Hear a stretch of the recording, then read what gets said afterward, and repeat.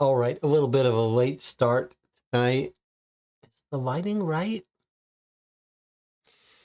It's Monday night, 10:10 p.m. March 10th already.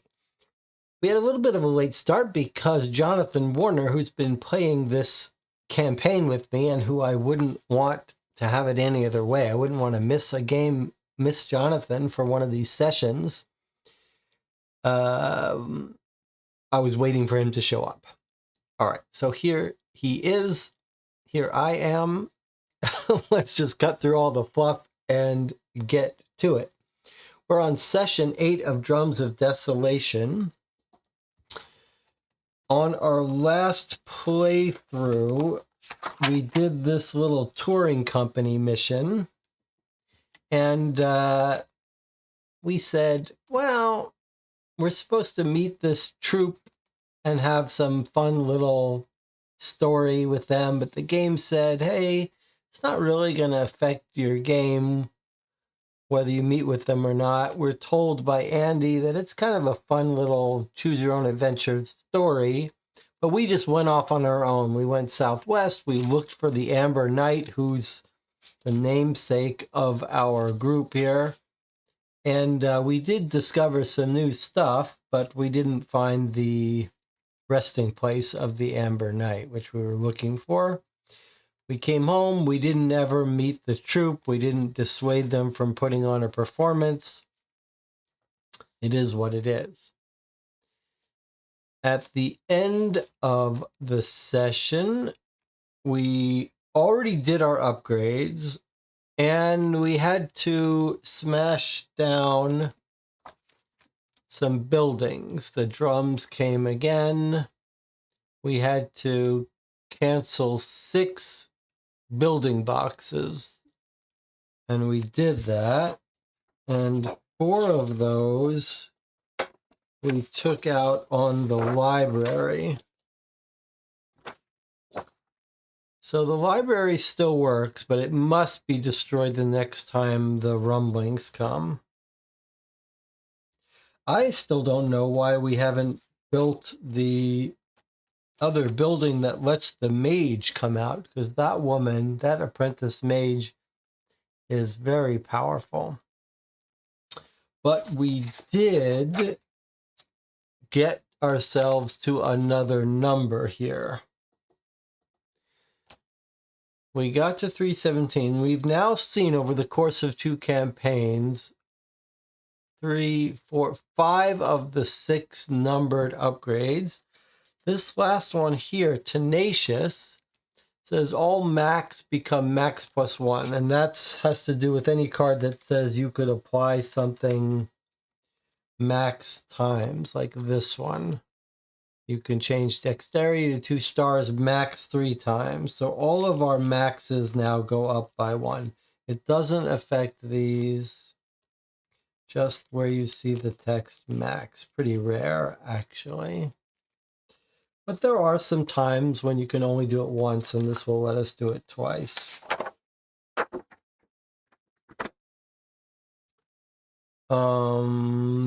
Let's see. This was the route we thought the troupe might take. Now, we were talking to Andy about the fun story with the troupe, and we were trying to ask whether should we let ourselves go find them, but I don't know if we really want to spend the time. Maybe what we'll do, Jonathan, is maybe we'll keep the symbol up, and if we run into this symbol, we'll sort of pretend like they got delayed and we can still have an interaction with them. Maybe. Okay, so we've done all of the end conclusion stuff. We have plenty of buildings. All right, we're supposed to return our objective cards.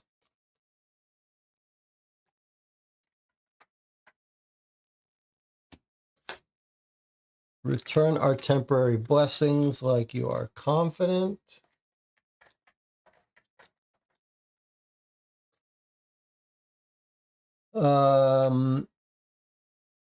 Return the Hope Reborn cards that we spent. All blocked hand cards come back to us and get discarded.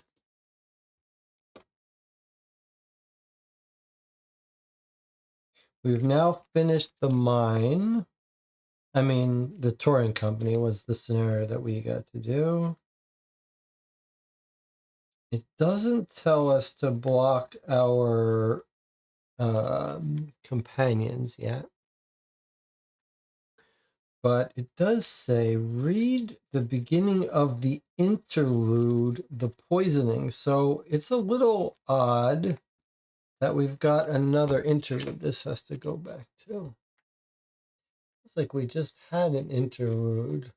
Like, how many interludes are you supposed to have in a game? It's not intermission, it's interlude. But wasn't, I thought this thing that we just had was an interlude. Guess not. All right, so we're going to read now the poisoning. Anything, Jonathan, that I haven't covered that you want to talk about? Anything you've been up to you want to talk about before we get started here? YouTube says there's 7 viewers. Nope, 6 viewers. That's all right.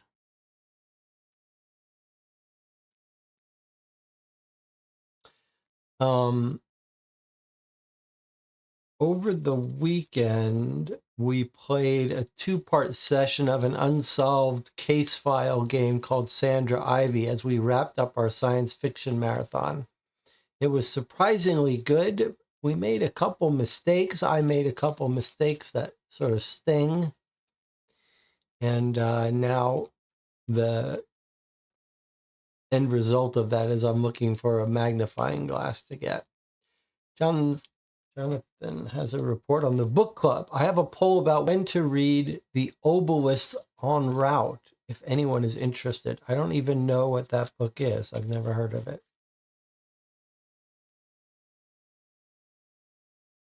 All right, I've shuffled the action cards. Jonathan, maybe post a link to your book club Discord.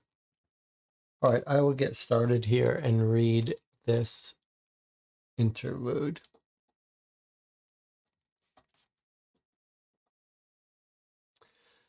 There is great activity in the camp. Many members of the community are clearing the rubble caused by the recent tremors and are almost finished. You ask for news from Lehan, who reassures you.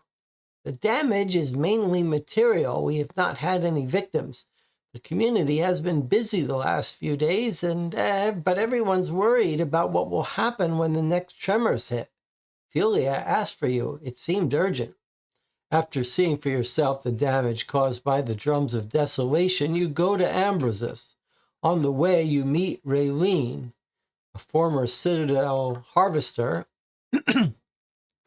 who yawns cavernously. Oh, rough night, you ask him? I spent it clearing up, but it's mostly the night before that I can't get over. Peck, Bertio, and I played grub, starting in the afternoon and until very late, to take our minds off things, and as a bonus, I lost all my bets. I prefer dice. I always have bad luck when I play cards. With that, he goes back to his business. You find Ambrasus's tent unoccupied. Several scrolls filled with calculations are spread out on a trestle table. The voice of Philia, Ambrasus's closest collaborator, calls you outside. Come quickly. Something terrible has happened. You follow her to a hut where Ambrasus is lying unconscious. His face is ashen and his fingers have taken on a strange purplish color. He's been poisoned. 2 nights ago, someone brought him his dinner while he was working in his tent. In the morning, he was found on the ground, his bowl of stew half eaten. The smell of the dish and Ambrasus's symptoms made Baal think that the poison was made from morning tea. The poisonous mushrooms were probably ground into a powder and mixed into his meal. Who could have done this? The poor man is not the type to have enemies. It must have something to do with his work on the drums of desolation. I immediately asked Lexard to return to our old camp not far from the Stone Heap area. He and his team went to find a healer we knew in the area to get an antidote, hoping that the tremors hadn't scared the healer away. Lexand and his group should have been back by now. Something must have happened. We have to go there and find out what happened to them. With nightfall just around the corner, you decide to wait until the following morning before setting off. As you're getting ready to set out, you're caught by Baal, who was in charge of potion making under Ninadazar. If you get me the necessary ingredients, I think I can make the potion that will save Ambrasus. The solution proposed by Baal will probably require additional time, but it seems more reliable. You have to make a choice. You want to find the ingredients that Baal needs to prepare an antidote. Read the introduction of the scenario Baal's Antidote. If you choose to search for the group that went to the healer near Stone Heap, read the introduction of the scenario The Healer's Antidote on page 34, recommended if you are playing solo. Where was Stone Heap? I think Stone Heap was the one to our east, wasn't it? We might have it on our map somewhere. All right, well, we get to make a choice here, but it does have a recommendation for us if we're playing solo. So I wonder if we probably should just take that recommendation. What is the part about will take additional time? The solution proposed by Baal will probably require additional time. That's weird. It seems like...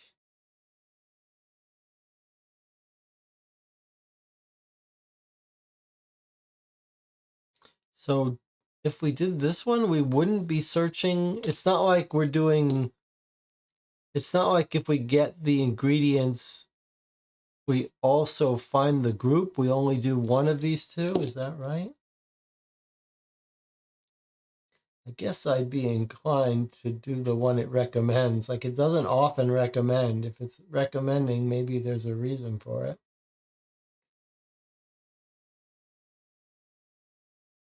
Where is Stone Heap? That's a good question. I thought Stone Heap was one of these. Is it the dig? Is it the mine area? Which I think is like here.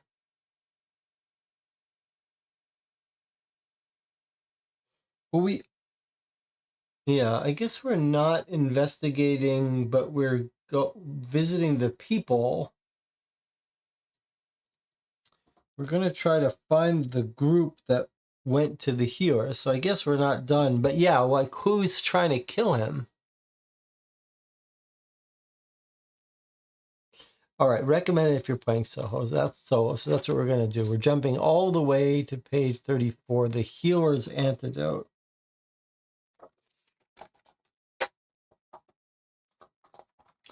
All right.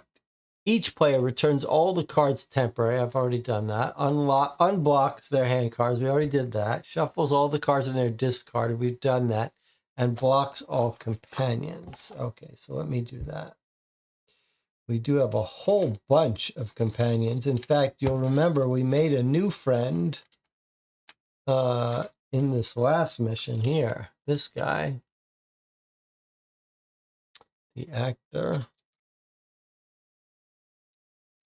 Okay, so these people are all becoming blocked, and it's going to be expensive for us to bring them all.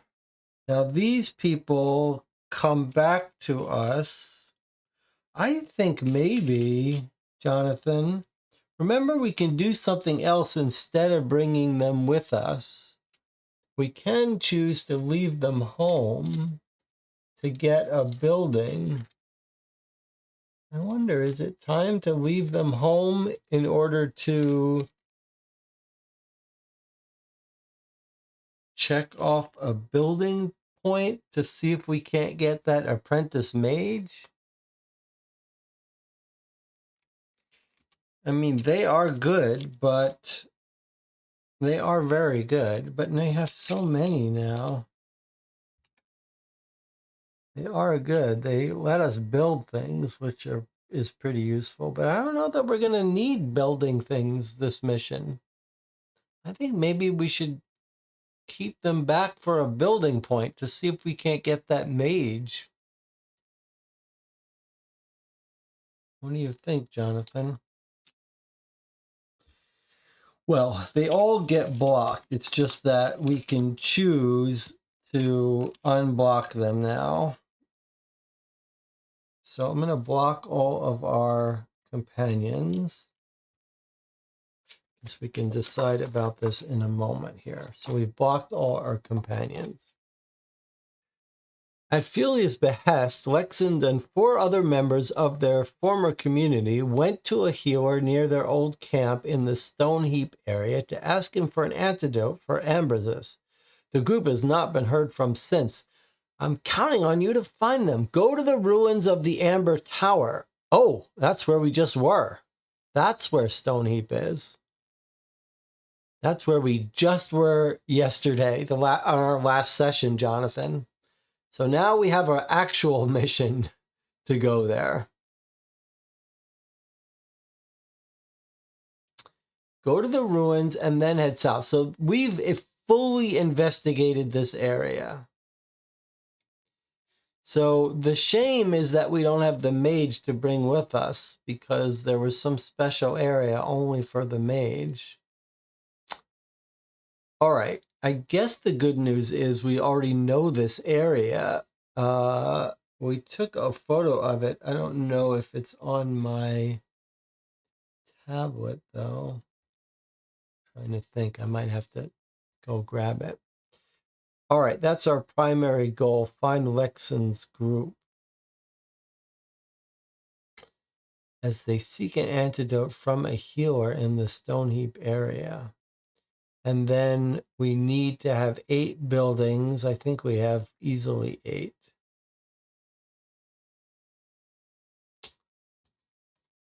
And we're going exactly where we've already just been. We want to peek and see if what the other mission was, although it said if you're playing solo, this is the one you should play. It's just a little odd because we were just there in this area. Let me just peek at where it would send us if we went on the other mission.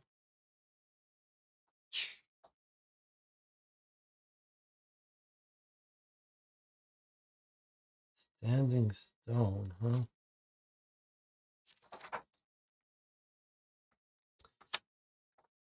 If we instead go for the antidote, it's in the east where the wind cross and the standing stone is.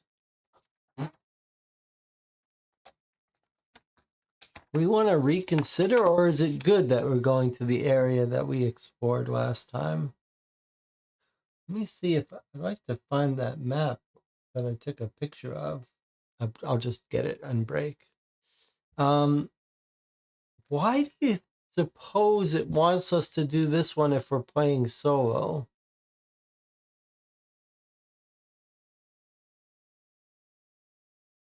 Divide up. I think you might be right. Okay, we'll do the healer's antidote. We'll go back to our area that we were just at. All right. Go to the ruins of the Amber Tower. I suppose this is going to have scenario specific things. So maybe that's kind of fun that we're going back here for scenario specific stuff. All right. So take a 45 card. That's the fast return home card. Ground Shiver is 7 again, thank God. 55 health.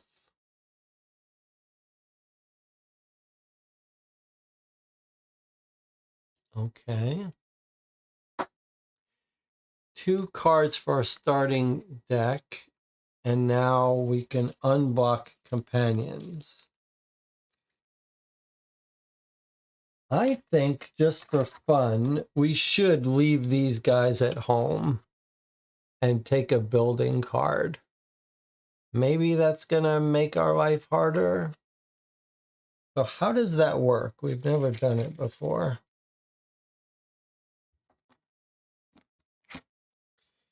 It says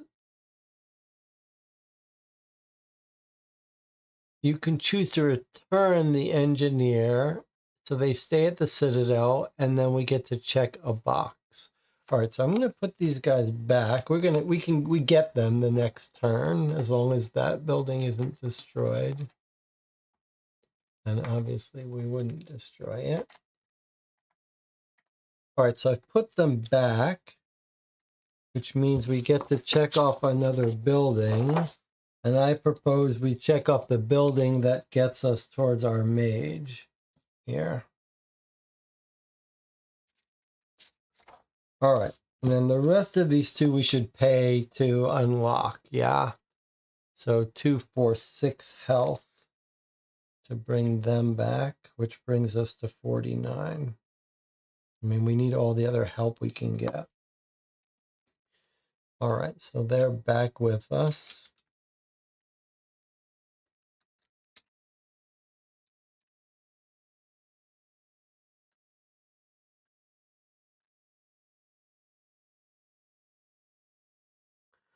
That's our hand.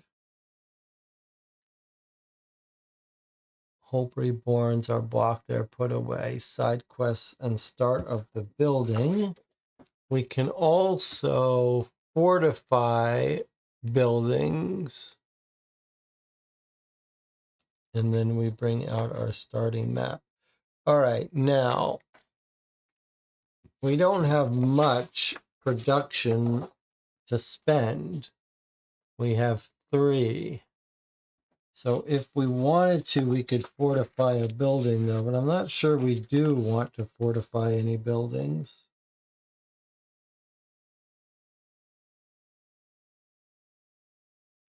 Although I suppose you could argue that we should, that's the only value for our production. So should we fortify a building that we're going to destroy? Fortify one building. So maybe we should fortify the market with the expectation that we may have to destroy it.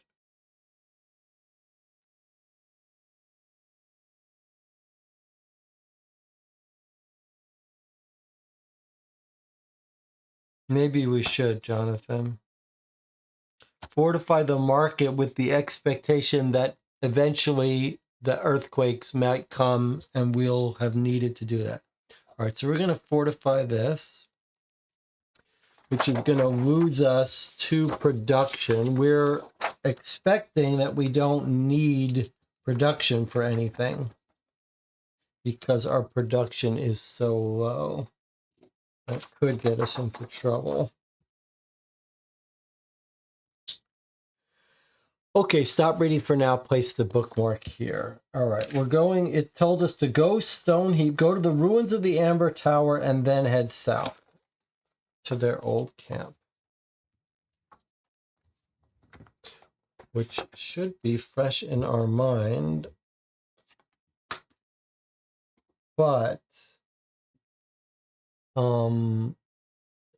we have a map. I mean, we have our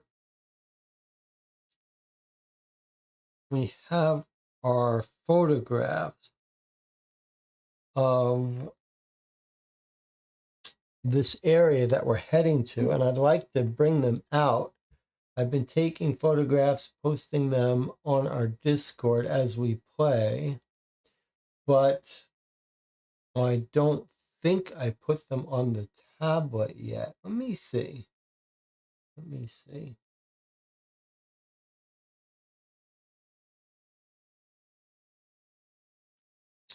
Yeah, I didn't put them on the tablet yet. And let me do this and see what Jonathan says. I think we can still get a barter item and a dog. Oh yeah, we didn't do the... Sorry, you're right. We didn't do the start of the Citadel stuff. Okay, good catch. Okay, so we don't have the gallows, we don't have the forum, but we actually do have the grain silo, so we do get a +1 to our production. All right, what else do we have? We have the market. So we take a 149 card, a barter, and then we can return 2 barters to get a 199 card if we want. So we start out, we take a 149, which is a sort of minor barter item. Oh, the stupid spool of thread. We don't need any more of this. All right, but it's barterable, and it can repair clothing. Maybe that's better than nothing. If we wanted to, we could return 2 barters. But I don't think we do have 2 barters to return. Can we return the mirror? Yeah, we could return the mirror. I don't remember how many mirrors we've used. Is it time to return the mirror yet? Have we used it up twice? Because we don't think we want to use it a 3rd time, although it's tempting just to see what happens. We've only used the mirror once. All right, let's just keep the spool. It's a generic barter. We can give it back.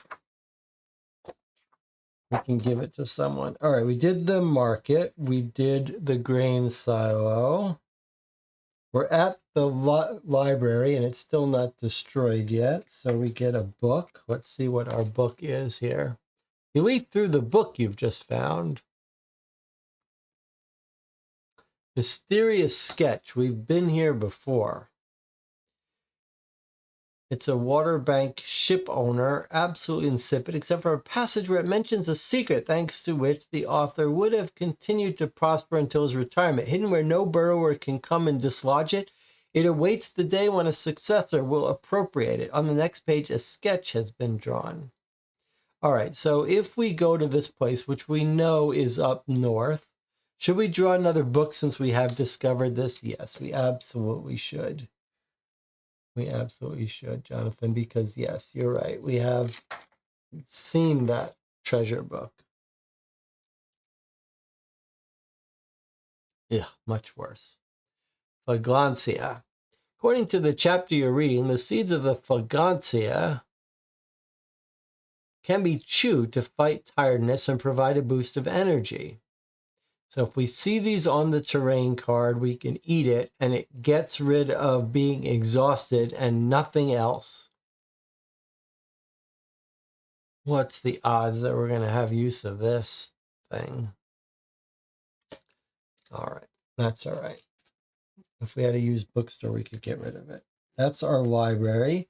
Now we're at the pen, and we're supposed to trade in according to these ambiguous, well, not ambiguous. They're not ambiguous rules, but they're very odd. Why are we forced to give in our Warhorned, who's very good at fighting? This seems to suggest we're supposed to trade him in and maybe get another different animal. So there's 3 total. Well, I'll shuffle him in here and we'll see what dog we're getting with us. This is a pen, but apparently it's only dog pen. All right, let's see which dog is coming with us today. He's coming back out with us. All right, I'm not going to complain about that. All right, the Warhorn wants to stay with us.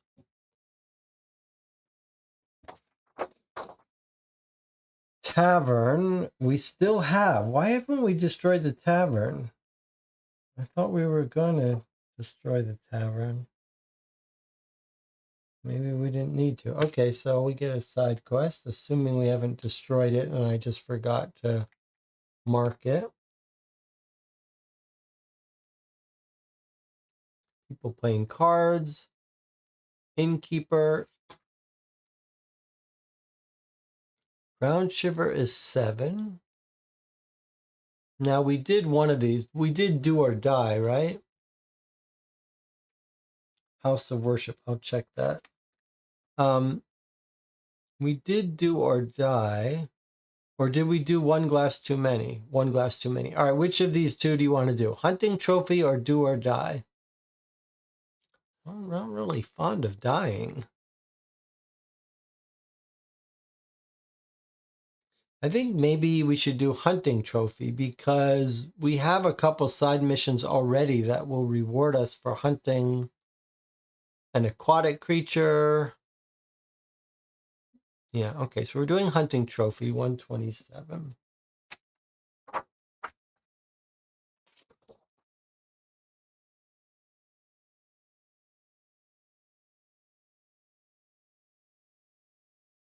All right, hunting trophy 127. Then we put this back. Let's read hunting trophy.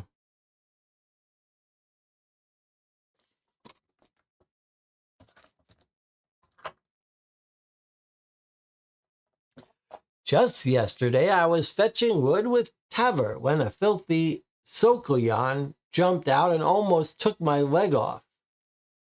I barely escaped with my life. I didn't know I could run that fast or that far. Hearing this conversation, you promise yourself that you will do whatever it takes to eliminate the monsters that threaten the lives of the Citadel's inhabitants, whenever you get the chance. Write down hunting trophy. When you win a fight against a creature with the epic trait, check one box. When 3 boxes have been checked, then it's finished. You get +2 defense and 2 99s. Is the Sokuyan the one that we have on a book, or is it the shapeshifter? That's Jonathan's question. We've got a shapeshifter that sounds a lot like this thing, but last time we thought it was, and it was not. So the story thing is called a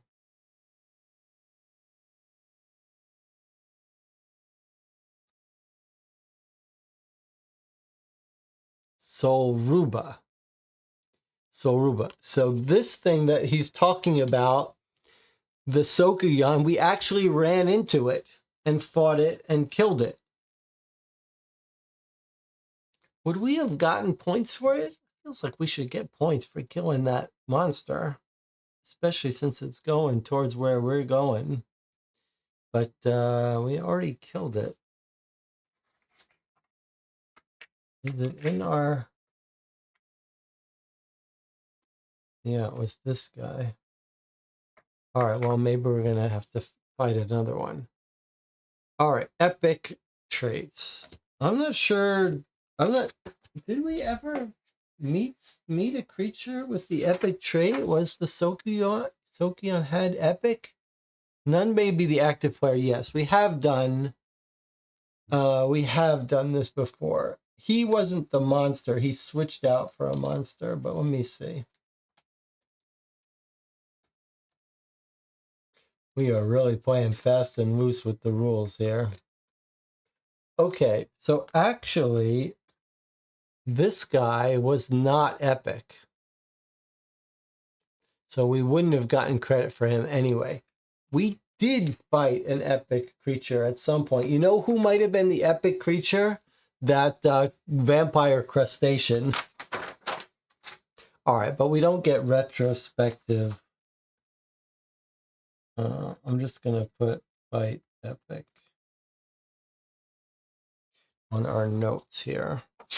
Okay, and then Jonathan says, I forgot to do place of worship, 249 cards. Okay. It's too bad. We almost have enough to get another upgrade now, but I guess that won't help us. So 249s are glimmers. We already have a couple. We already have 2. So now we have 4 glimmers. 1 more and we'll get an upgrade.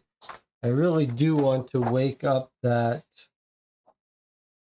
to get that mage, because the area we're going to is a place where the mage is a benefit. Mage has something special she can do. So it is a little bit of a shame that we're not going to be able to benefit from her now. Okay, I think we're ready to go. We know we want to head south.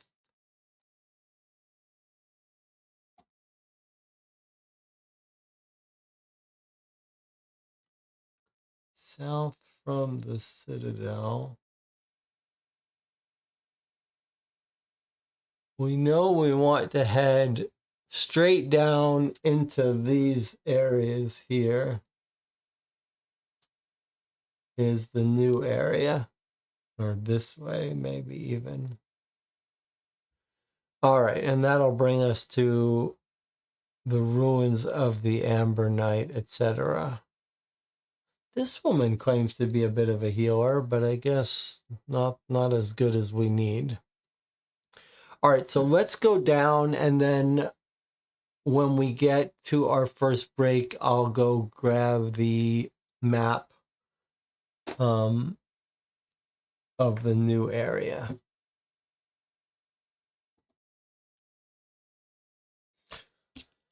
All right, let's explore here. Oh, look what it is. It's the chain. These are the people who like to barter. So yes, let's talk to them. Read 105.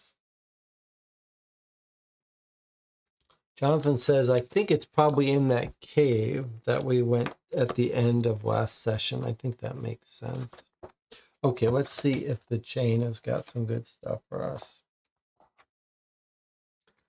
Good day, you look familiar. I saw you last time I was at the Citadel, or what's left of it. Is everything all right? I don't know if you remember me. I'm Citadel, a member of the chain. We connect people by bringing them letters, packages, and news. And there's plenty of news on the road between the garrison and the outer edges and Fort Cutthroat. So if you have 2 or more cards with barter and you want to barter, read 99. Or if you just want to make conversation, read 144. Well, we might as well barter, right? I mean, we do have the spool of thread that we're happy to barter with. I'm not sure what else we would barter with, although we could barter with our mirror. Slingshot is barter? No. Juggling balls. We could give the juggling balls. We never use these. We could to get a focus. That's actually a pretty good thing. I'm not sure why we don't do that more often. You want to talk to this person or barter with them? Maybe we should just talk to them because we don't really... I thought we'd be bartering this spool of thread, but actually, and we have a sack of grain. I like to keep that for the animals, though. So maybe let's just talk to this person, 144. Okay. I don't know if you barter with them if they allow you to talk to them also. All right, so the first reminder here is that I didn't draw our symbol for today, but I remember what it was. It was like a bottle.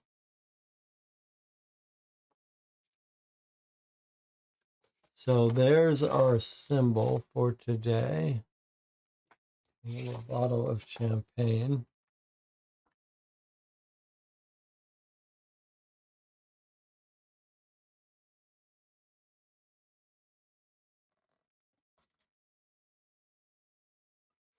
Okay, there's our symbol for today.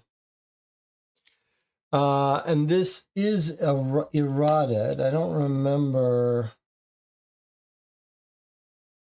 We've seen this before. I probably should write down specifically how this is eroded because it seems like we're likely to encounter this.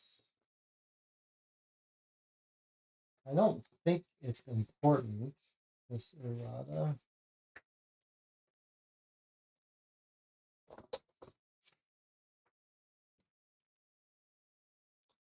You may read 599 instead of read 599. Okay, so if you have fugitive, you may read 599. Is this guy a fugitive? No, he's a criminal, but not a fugitive.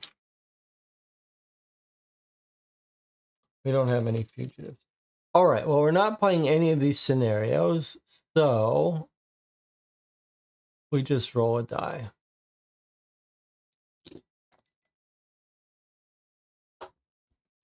All right, 2, 423.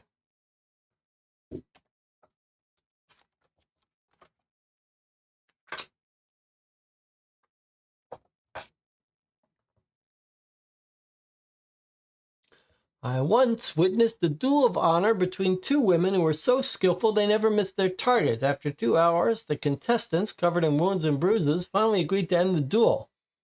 I regretted not attending the traditional kick the backside. There's no greater affront than not kicking the loser's rump. We know all about this.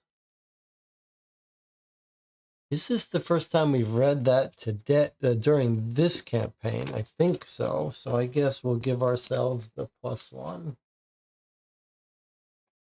All right. Pretty boring.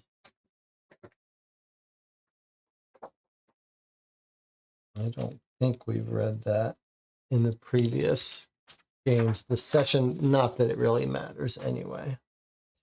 All right. Well, that was not very useful for us, but it's all right. All right, well, we know this whole area very well.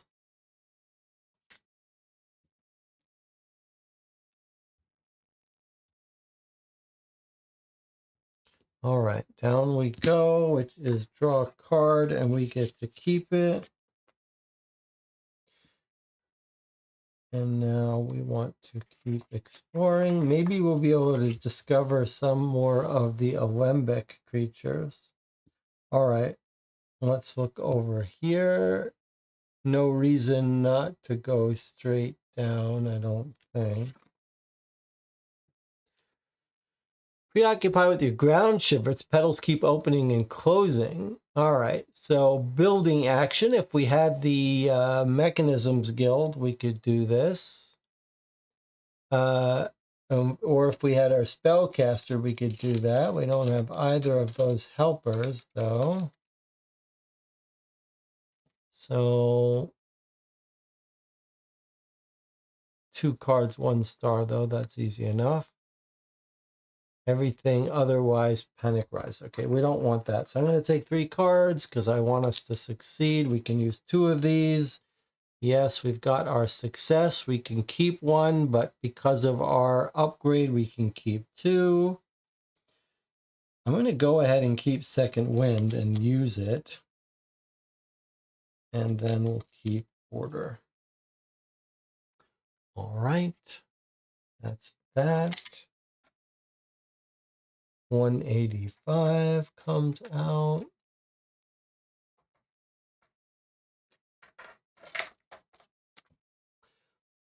Looks like you have to step over narrow precipices in some places to reach the next plateau. Luckily, the vegetation is sparse enough not to hinder your movements. Okay, it's this old place. I forget what's in these trees, but can't be that good if I'm not remembering it. I just skip it. Let's walk down here. Let's draw a card. We could keep it if we wanted to. It's skillful.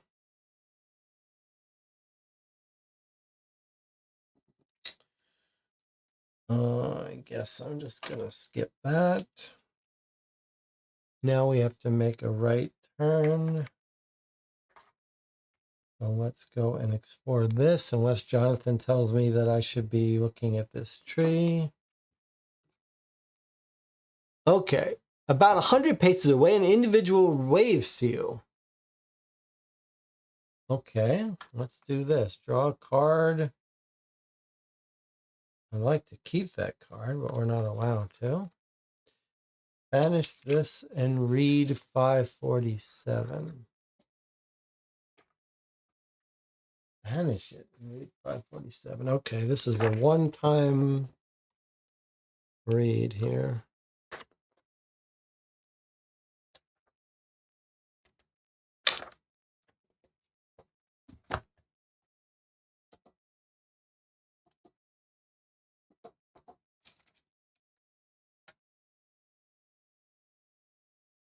A young man is carrying a basket full of mushrooms. Is this the guy that poisoned Ambrosius? Good day to you. The Council of Four has decided to inventory plants, flowers, and fungi that pose no threat to people in order to print a guide for future travelers. Now that the burrowers are less of a danger, its members have finally agreed that travel to and from Kel should be encouraged again. I've been tasked with collecting information on mushrooms. Could you tell me if the ones I've collected so far are edible?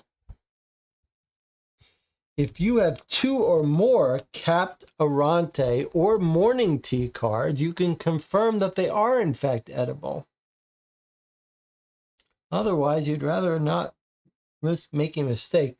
Well, let's see. What do we have here? We have a morning tea, and we have a capped Arante. So, in fact, we are experts, and we can help him out.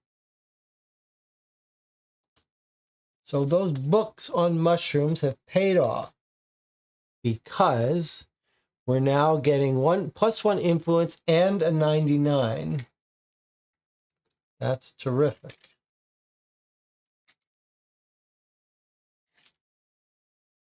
All right. And this was a one-time thing, so like if you didn't do it, you wouldn't be able to come back. Okay, so what was I supposed to do? Oh yeah. Influence. All right, our influence is getting pretty high here. We might want to look up Council of Four in the glossary. I don't remember what it says about them. Sure, let's do that. And we heard about burrowers, actually. Jonathan, you're normally pretty good at remembering this, but we did hear someone tell us about burrowers. So we do become unleashed due to that book. Okay. Council of Four. The Council of Four is the governing body of the city-state of Kel, made up of 4 high counselors, each from one of the great families of Kel. I'm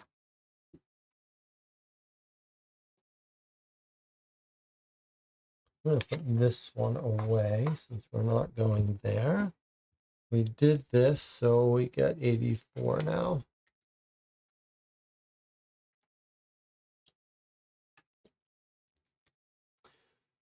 Tall trees line a path beyond which lies a meadow with thorny shrubs. Okay, there's this. We keep thinking to deal with these sheep, but we never do.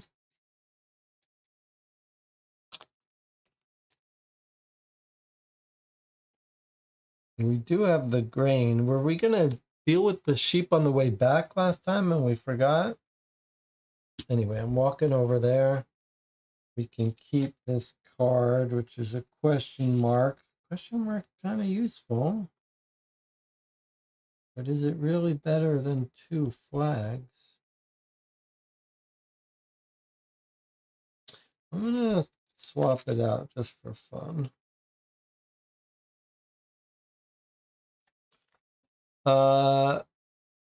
Do we lose the sheep if we have to swim? I don't even remember if this lets us carry sheep with us. All right, we'll just try to remember to do them on our way back again.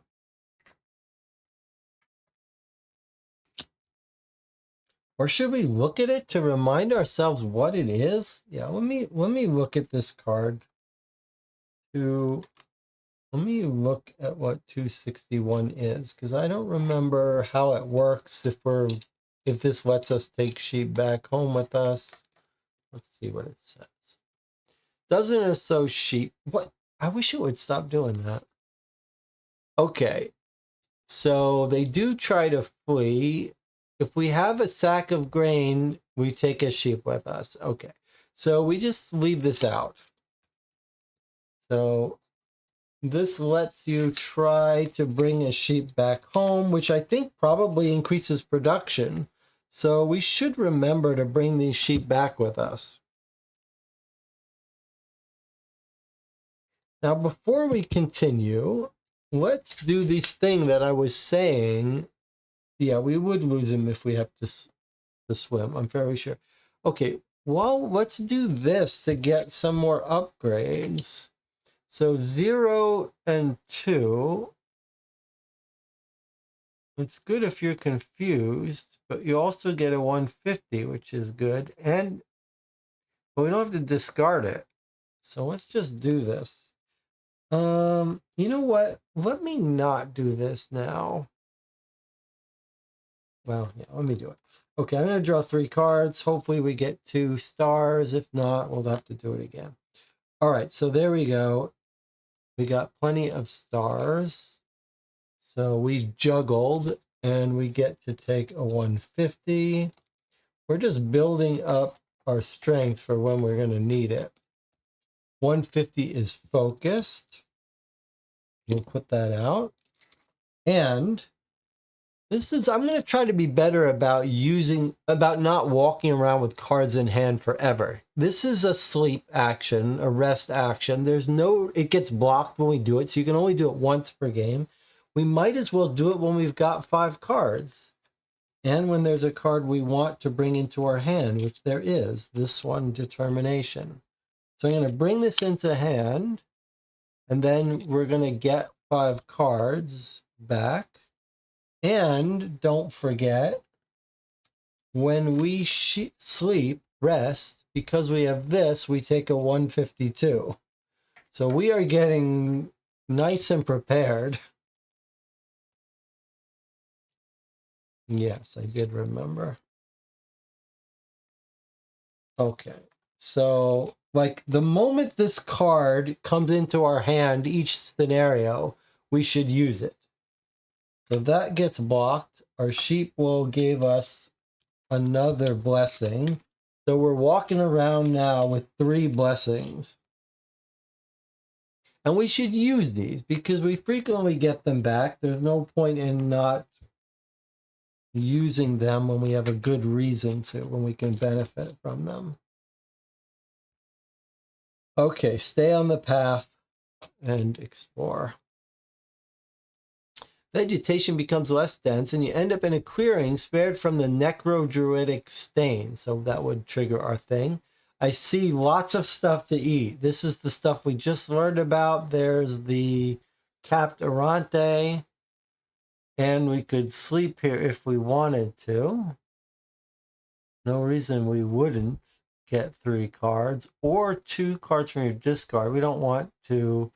So the only reason not to do this now is if we want to benefit from these purple things, but they just got rid of exhausted, right? Okay, so let's just do a little rest here. We get 3 cards back, which is our full hand. So we're back at 100% energy. And we don't want to eat. There's no benefit from us eating or anything. So, okay. So our hand is shuffled. This gets discarded. And we're on our way at full 100% health. So we're firing on all cylinders here. All right. 197 has special symbols, but not for us. Tombstones. Do we have what we need to do this tombstone now, Jonathan?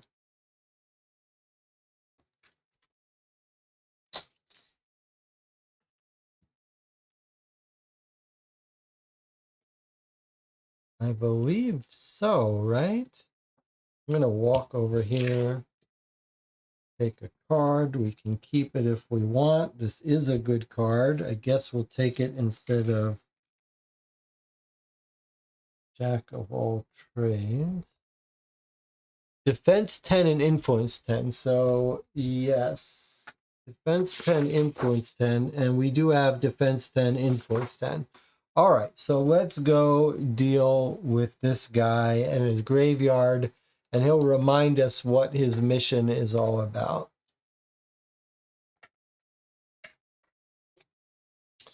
0, 0. Okay, here we go. Scroll over, and we see the same family name. We talk to this guy. He says, read 275.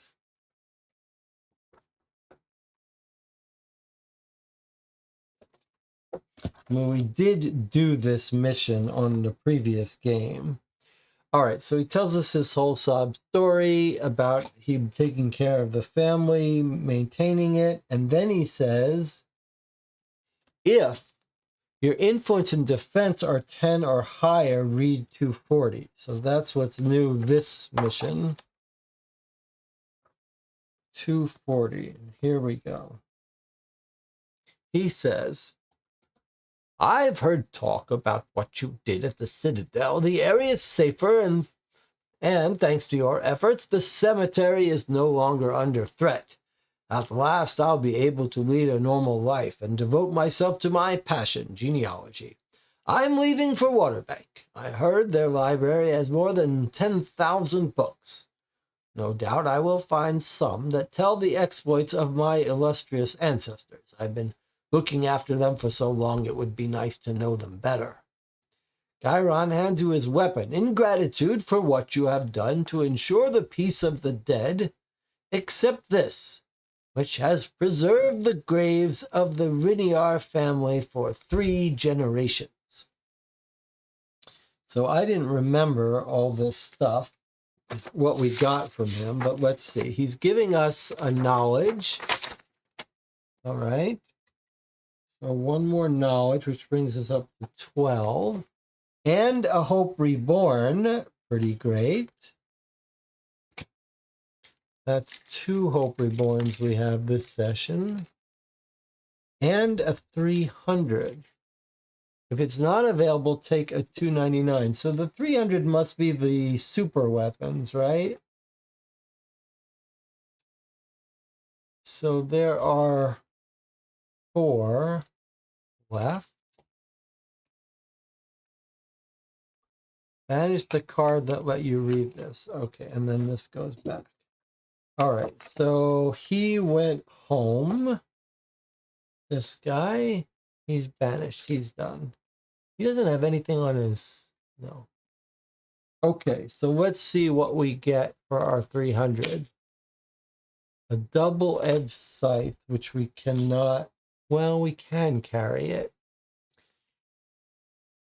Not so good. I mean, I think we're all tricked out with the weapons of our choice. This one uses fists, which might be nice to have something else other than fists.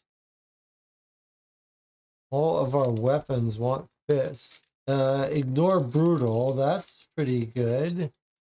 So can we carry this? 2, 3, 4, 5, 6, 7, 8, 9, 10, 11, 12. We're currently holding 12. And because of our upgrade, we can carry 14. So we can carry this. We're now at max weight.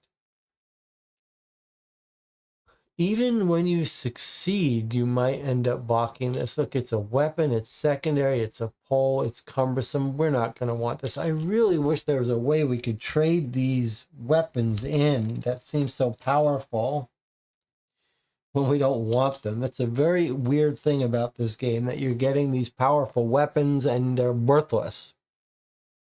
Feels like you should be able to barter with these weapons, doesn't it? Like, we're bartering with trinkets. And here we have this like $1,000 weapon, and we're just leaving it on the ground. Something odd about that. All right, well, we dealt with that guy. Let's continue our trek south.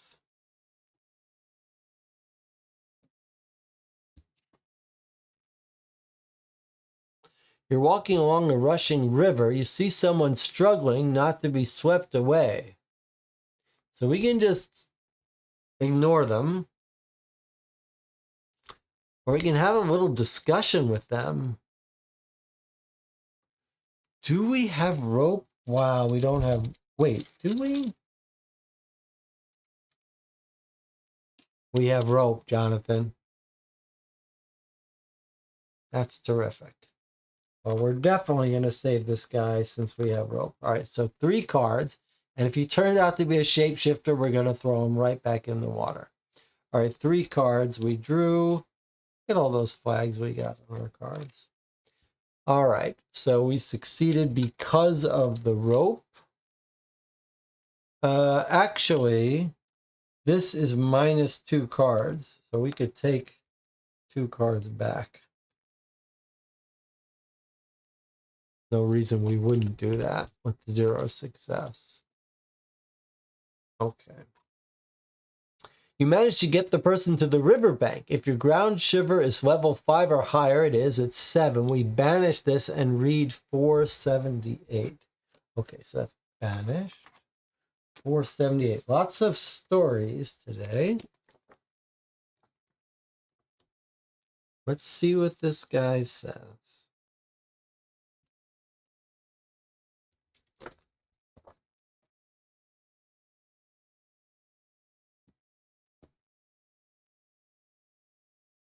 Each involved character returns their cards with the keyword ink. Okay, so never go into the water with ink.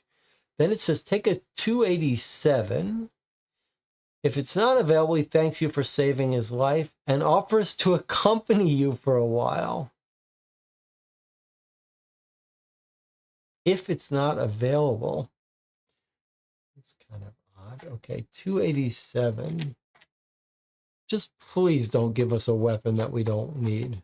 That's all I ask of you.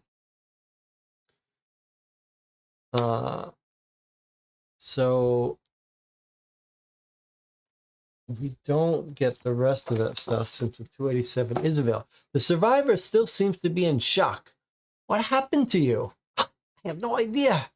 Well, let's start with something simple. Who are you? I don't know.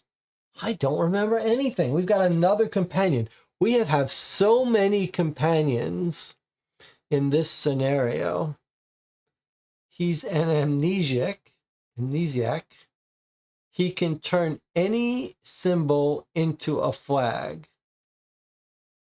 Useless. You know nothing about this young man that you rescued from the water. In fact, neither does he. When you get injured, try your luck. If Lady Luck is on your side, it's the stranger who gets mortally injured instead of us.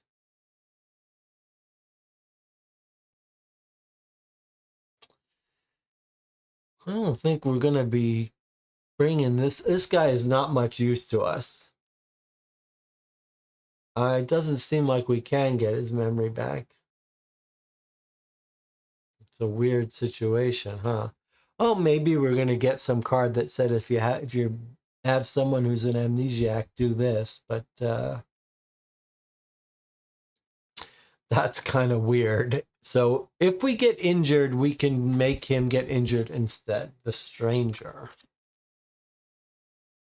All right, we have so many companions. All right, well, it's time for us to take our first break. Jonathan, I'll see you in 8 minutes.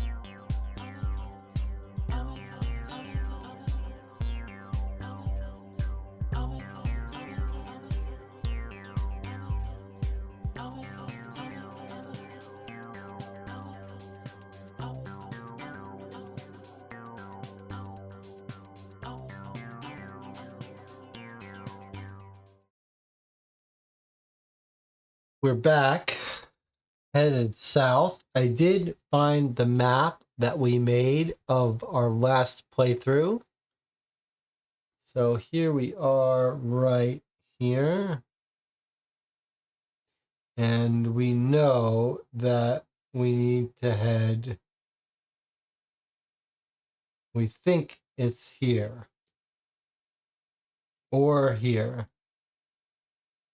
that our destination is. So we're not that far away, but these are some very deadly areas here. It's going to take us a while to get through this. I am afraid that we're going to have to do some real fighting, so let's be prepared for it. Okay, here we are, 137.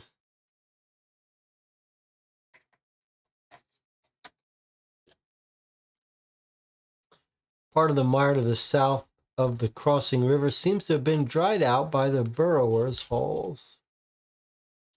All right, so as soon as we walk on this, we're going to have to deal with that.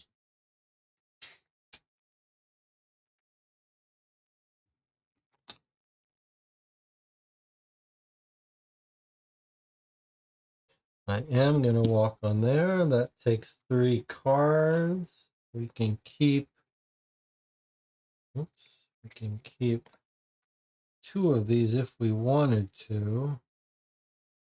If we knew... Well, I guess I'd rather have inflexible than authority. And is there any reason to prefer this? Yeah, Scholar is too hard to make work. Better to keep improvise. All right, so we walked here. We must do this. 2 cards drawn. 193.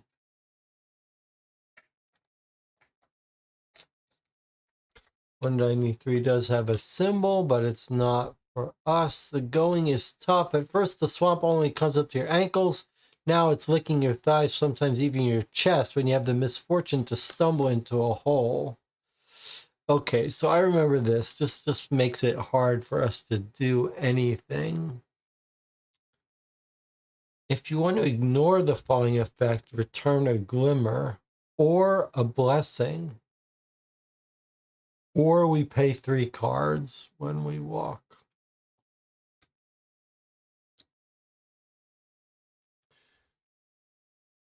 All right, well, these 2 cards come out. A VI and an IV. So actually, if we want to get out of here, this is going to trigger twice, right? We know we don't want to come this way, so we're okay. But we need to explore this and then walk to it. So that would take us 3 each, although one of them gets us exhausted.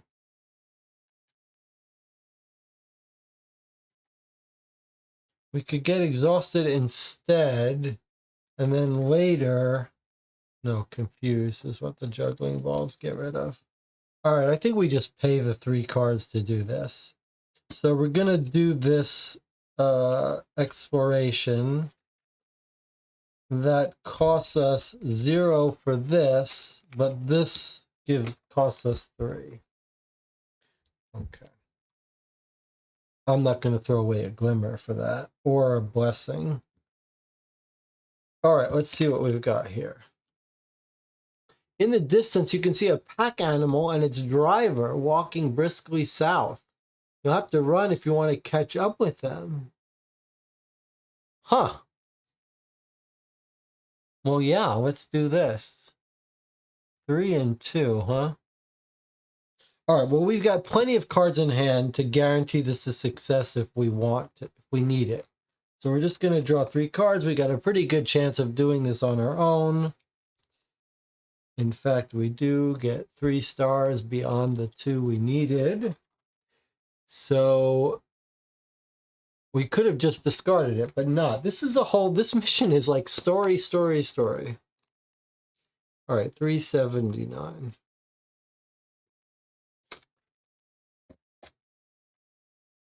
The man is leading a donkey, carrying full bags and baskets. What can the chain and its link do for you? If your influence is 15 or higher, wow, we're not quite there, are we? We're 3 away. if we wanted to, we could use our Hope Reborns now to get ourselves up to 15 or higher. But that's not where I want to spend them.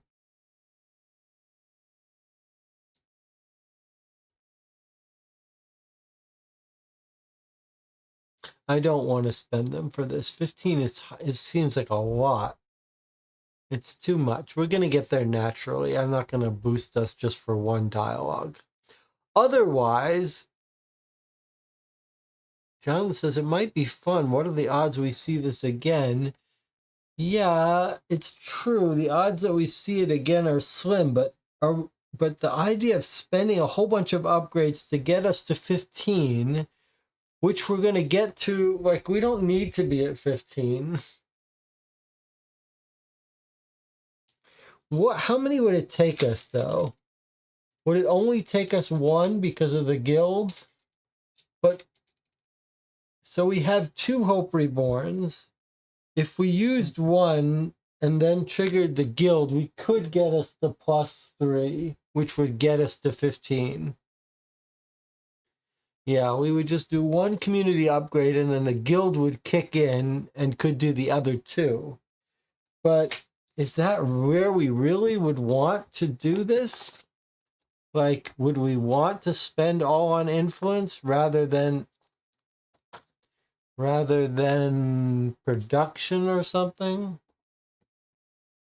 What do you think, Jonathan? You want to do this?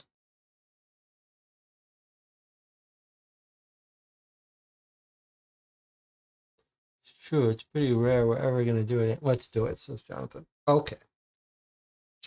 So we're going to spend one of our Hope Reborns right now.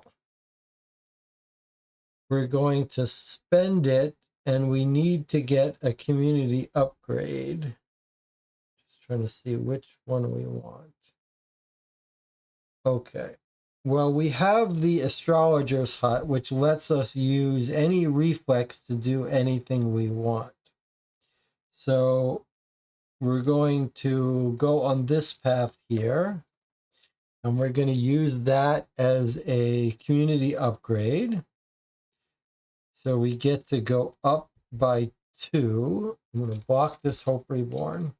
We get to go up by 2 on our influence, but that only brings us to 14.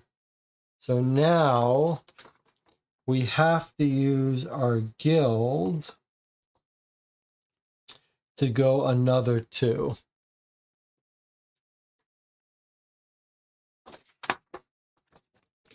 So with the guild, we go influence up to 16.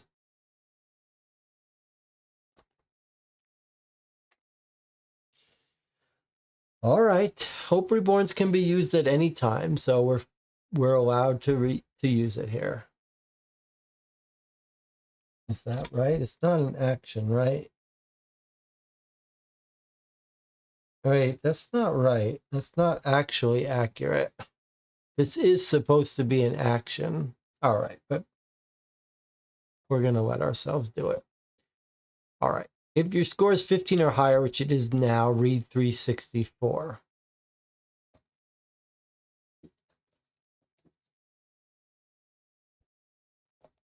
Technically, we shouldn't have been able to do that. That's all right. In the scope of things, that's a pretty minor compared to some of the other stuff we've been doing. You're the leader of the community settled in Ninidazer's Citadel, aren't you? The story of your exploits has reached me. Here, take this. It's not much, but it makes me happy, he says, rummaging through a bag. It's not every day I have the honor of meeting someone great. Take a 249. If it's not available, take a 50. And then we can still barter with him. All right, a 249, huh? All right, let's see. As long as it's not some terrible great weapon. All right, so it's a potion. An acrobat potion. These potions are great. Like, they are lifesavers. We have a bunch of them stored up. That was absolutely worth it. We've got Orator's Potion. And now we've got Acrobat's Potion. That's great. The only one that's better is the Strength Potion. Now, if we have barter, we could barter with this guy. We do have a barter. We have thread that we don't really need. So let's see if we can barter with this guy. 391. Wow, he's honored to meet someone great. He says, I might have something for you. Delivery charge has not been paid by the recipient, says Link, rummaging through a large satchel. Take a 199 and a 299. 199 and a 299. Okay. 199 and 299. And he says we can return a barter to keep one of these. Okay, so let's see. And then we can talk to him some more if we wanted to. All right, let's see what 199 and 299 are. Okay, well, we've never seen the reinforced club before, but it doesn't really look like our kind of thing. It needs strength to be used, which is not our deal, although it is a +1. But I feel like we already have something that does that. Yeah, our spear does that. And although, look, the club turns one fist into 2 stars. However, this can get destroyed even if you succeed. I don't like that. I'd rather have the spear. So I don't think we want the reinforced club. But the net is pretty useful. The net is a +2. That's pretty serious. And evasive. That's pretty good. All right, I'd like to keep that net. But we're going to have to drop something. I think it's time we're going to have to drop the this very heavy, cumbersome scythe.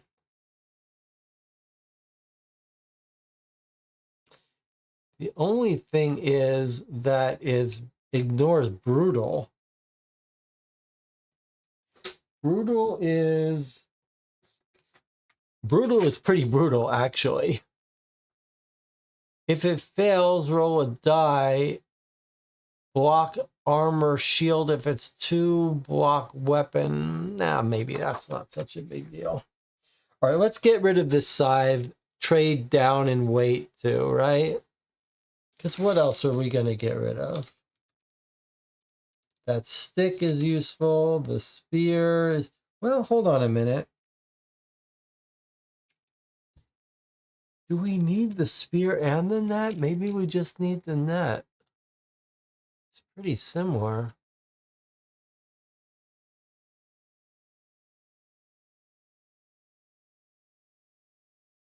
The net you could just lose, though. I don't like this crazy cumbersome scythe. I'm going to get rid of this.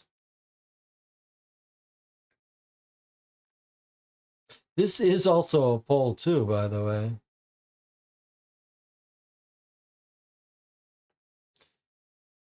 Block this, block this. All right, let's get rid of this. It's too much weight for us anyway. I just wish we could sell this thing. But all right. So we're taking the net, but actually the good news is that it goes down in weight 1. So now we're at 13. The reinforced club gets returned because we don't want it. We do have to give him something for this, though. So we're going to give him, I guess, the spool of thread. It's not, I make fun of it, but it actually does heal up our armor. But we have nothing else that we want to give him. Unless we want to give him the mirror. This guy was so nice to us. I'm not giving him that cursed mirror. We'll give him the spool of thread. All right. And then discard this, I guess. Now, it sounded like he was also willing to talk to us about other things. If you want to make conversation 398, is that the thing we already read? No. So we could still talk to him. We're on this whole mission of having conversations with people today, it seems. We don't have fugitive, otherwise we roll a die. Okay. Okay, there's a 3. So read 9. I can't believe how much conversation we're having with people today. Okay, he says, if you spot a bird with 2 pairs of legs, 4 legs, beware. Those kleptomaniac birds of prey rob travelers. I've dealt with them several times, and now I don't even try to fight them when I see one. I mostly just hide my stuff. I wonder what they do with the fruits of their theft. Legend says they offer them to their king, half-man, half-bird creature, who lives in the ancient wing-born forest. Well, day's fading. I have to get back on the road before nightfall. That's pretty funny.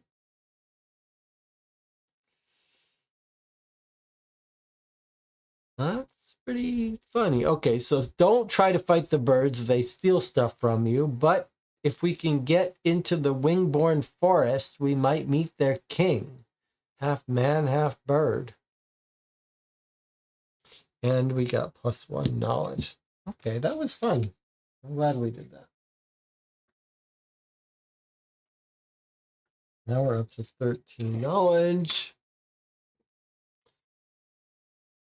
Spool of thread can fix the net. I still think getting rid of it makes sense, just stating how the spool could be used. The spool can be, is that right? The spool could be used to fix the net. The net can break. Block this.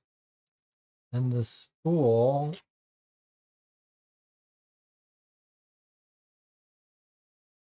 Clothing or fabric. Well, should we give him something else, Jonathan? I wish we could give him one of our companions.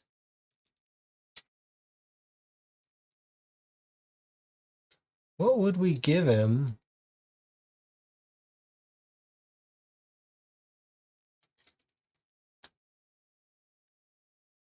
Wish we could give him a rope.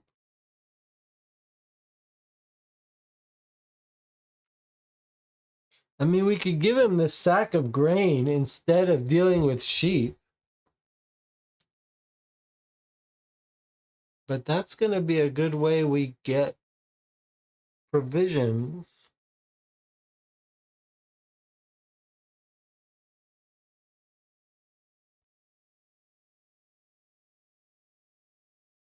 We've seen so many. We've seen so many threads. It feels like there's an infinite number. I can't bring myself to give him the mirror. It's just too cruel. All right, I'm going to let Jonathan choose. Do you want to give him the grain or give him the thread?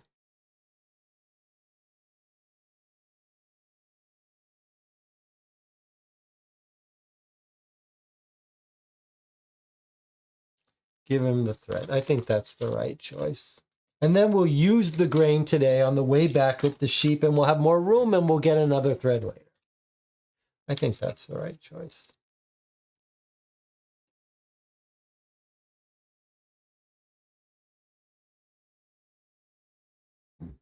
Okay. Downward we go. On to 212 now.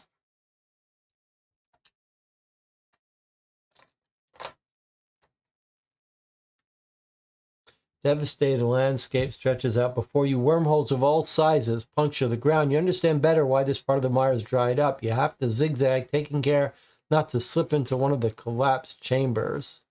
All right, remember we got this chest last time.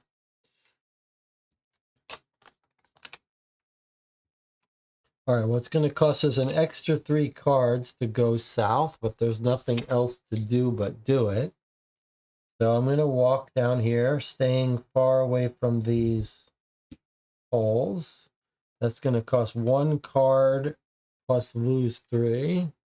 So there's the 1 card. This is pretty good. Draw one or two additional cards. That's pretty great. But all of our cards are great.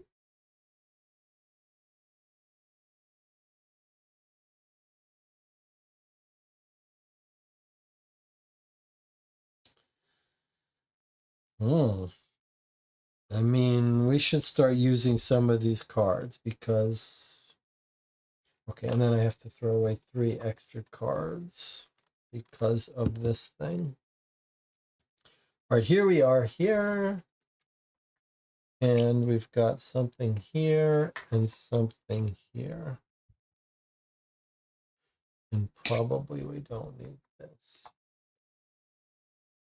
Okay. Now, there's no reason to try to look at this chest. We just want to look over here. It just said go south, but we know the Amber Ruins is this way. Okay. Hey, look what we got. An Unveiler came out. And let's see if I can, for once, do this properly. I get this card out. 242. On either side of a wide dirt road grow tall reddish grass that sways in the wind, and it's a forced action. This is a pretty rough action to take here. And then the Unveiler goes on that card. All right, I remember that this grass is very hard to avoid it injuring us, but there's nothing for us to do but go there. And I know what Jonathan is going to want us to do once we get there. All right, so we're going to walk over here. That costs us 1 plus 3, 4 cards. Exhausting to go past those holes. We get to keep one of these. Flight. Could we use this to avoid fighting these things? Restoring aura. We're not good at that. Onward for running. Resolution. I guess we're not going to keep any of these. We got to do this now. Let's use some cards, I think, maybe. I'm going to throw this card away until we need it. All right, 254. We don't have a choice. We must do it, even though we don't want to.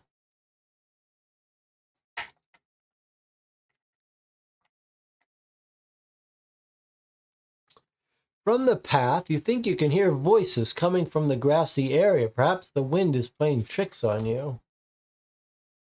Okay, so we're not confused.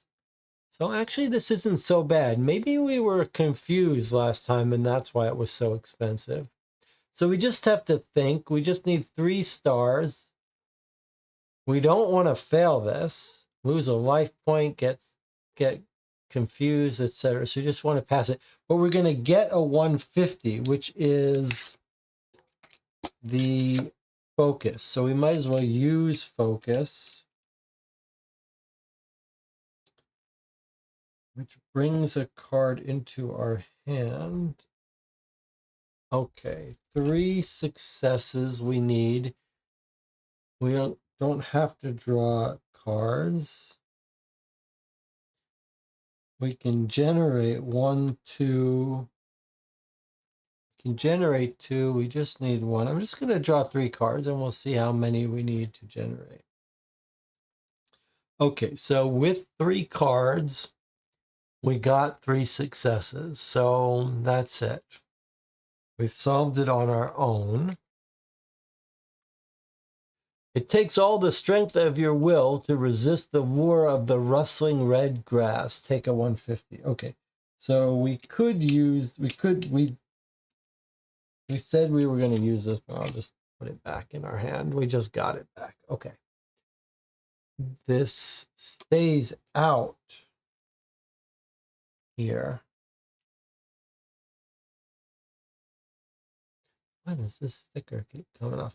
Okay, so this actually stays out so that if we come back onto this space, we've got to do this again. Not a big deal though, is it? Somehow I remembered it being scarier than it was, maybe because we were confused. All right, well, it's time to dig up these creatures.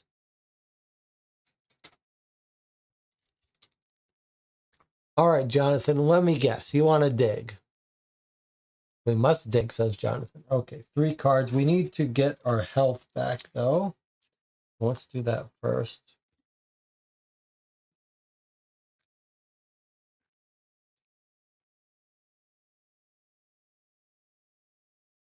Eight health. That brings us to 41.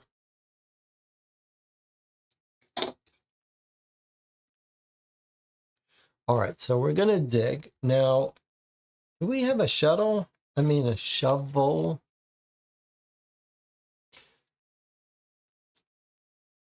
How do we know that looking isn't better than digging? Surely digging is better. Just remember, there's a very bad thing that we're going to eventually end up with.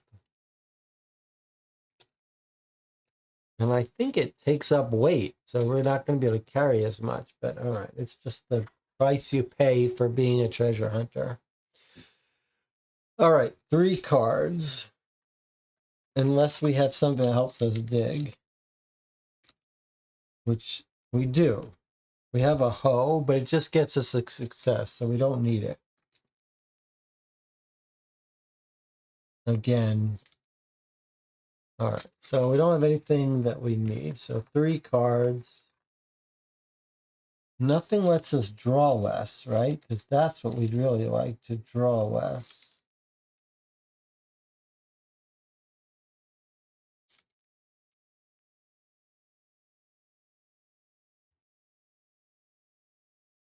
All right, 3 cards. Return the Unveiler token and draw a 400. Here we go. There's still a whole bunch of 400s.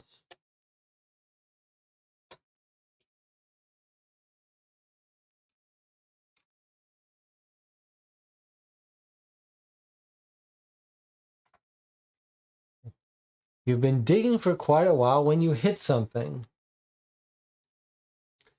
Human bodies. Really, this annoying thing again?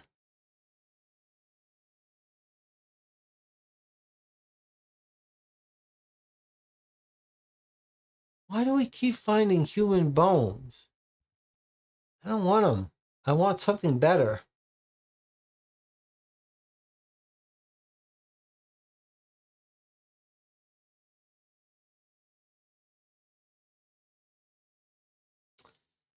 All right, well, we got human bones. Take a 349. We can't cheat every time. 349. Okay, so what 349 did we get? Arcane energy. Oh, that's nice. All right, we could use that. We can use that. And a 13 card to try our luck. If it's on your side, we find some stupid items. Lady Luck is on our side, and it says return this. So that was at least easy for us. Cheap. Take a 149 and a 99. Okay, 149 and a 199. All right, let's see what 2 items. Maybe we get lucky. Maybe it's a thread. And that goes away. All right, let's see what items we got. A flute, our second flute, and a cooking pot, which is cumbersome And it's very heavy. In fact, it's so heavy that we're not going to be able to carry it unless we want to drop stuff. Boy, we haven't seen one of these in a while, though. We already gave that healer a pot, so we don't need another one. All right, so we're just going to drop this. These cooking pots are so rare in this land. These are like worth their weight in gold. In fact, it may be made of gold. But we're just going to drop it, huh? Because we can't carry it. All right, let's just bury it in the ground. We'll come back for it some other day. All right, we're going to keep this flute, though, because we can barter for it. We now have 2 flutes. We're like going into the flute business.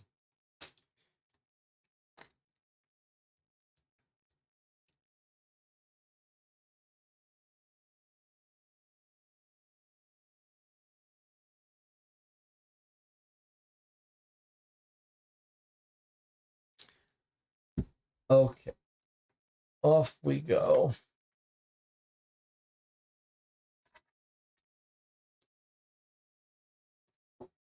Let's take a look at this. A warm liquid runs down your wrist. Your clothes are shredded and you're bleeding. The tall grass you walk through is as sharp as the legendary sword of the Amber Knight. I like how we're hearing more stories about the Amber Knight. Will you carry on or retrace your steps? Wow, we've never seen this before.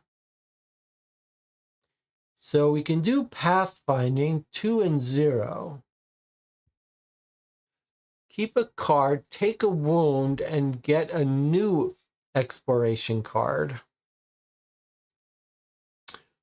Or that's if we want to turn back. Or we can continue 1 and 3. Even if we succeed, we take 2 wounds and we lose fabric. Is that our net? Is our net fabric? It certainly is. Well, we're not willing to do that, are we? God knows we're not willing to do that. All right, so we're going to retrace our steps, no doubt about it. 2 cards just get thrown away. We can keep them if we want them. Don't want that one.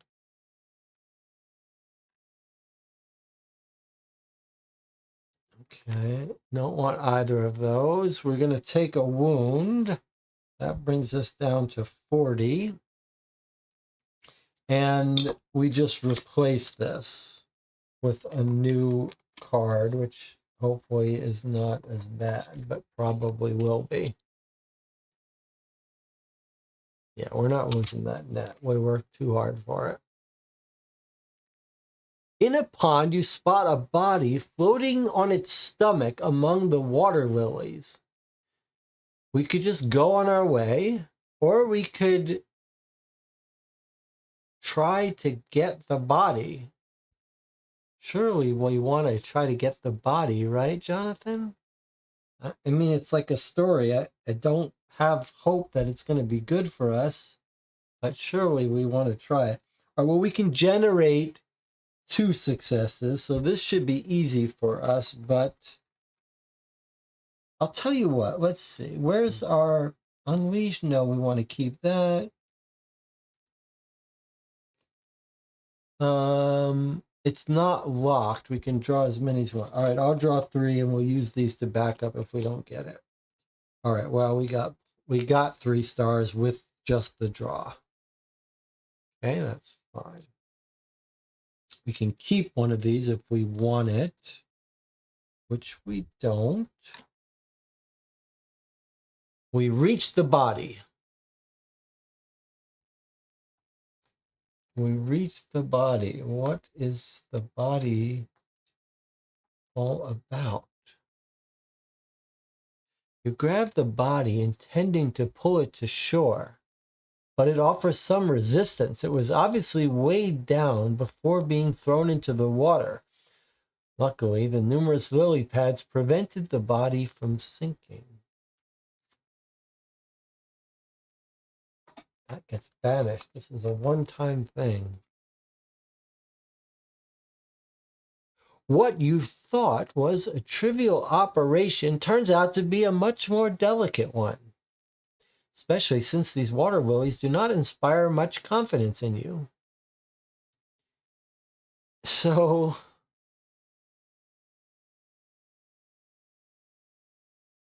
we're climbing back to shore. We can either go back alone, just leave the body, then it's reasonably easy, or we can take this weighted corpse with us, and we have to get 6 successes.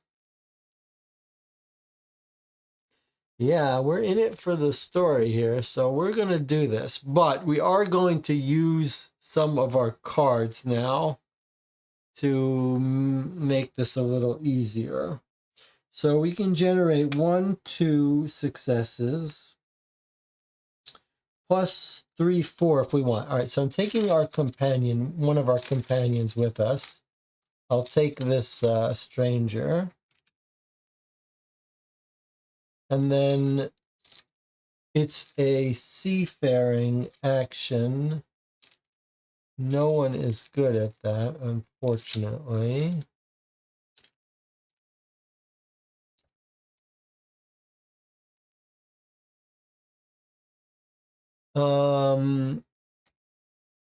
Okay, seafaring action. So we've got 3 and 6.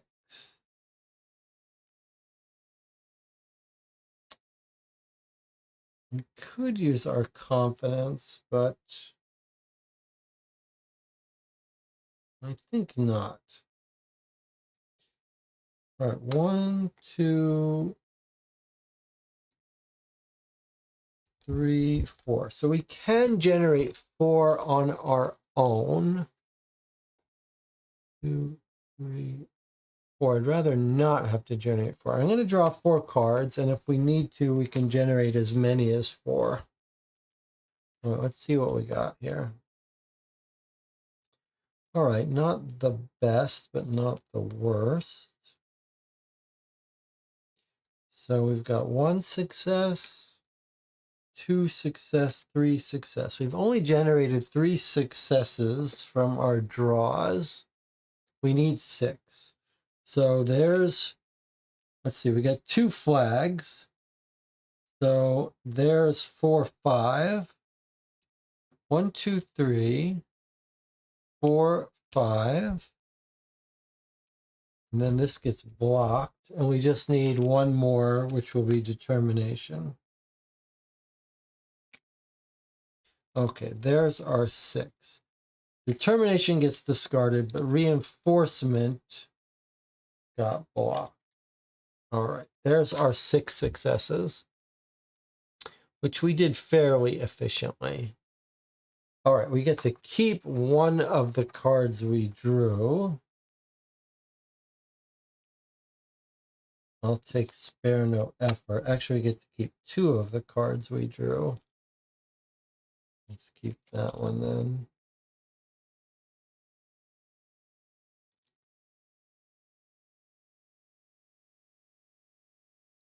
Actually, motivated is kind of cool.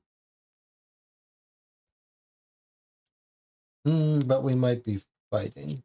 Okay. So we've made it back to shore. We've climbed out of the pond, and we've taken the corpse with us.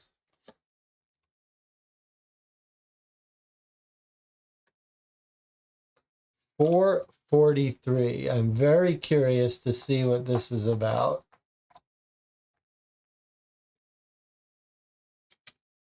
Here we go. An examination of the body. What the hell? An examination of the body tells you nothing except that it was weighed down with a stone attached by a chain to its ankles. The murderer wanted to be rid of all traces of their crime. Intrigued by a bump on its lower back, you search the corpse and discover a manuscript under his shirt, carefully wrapped in a tarpaulin. Take a 448 card. Okay.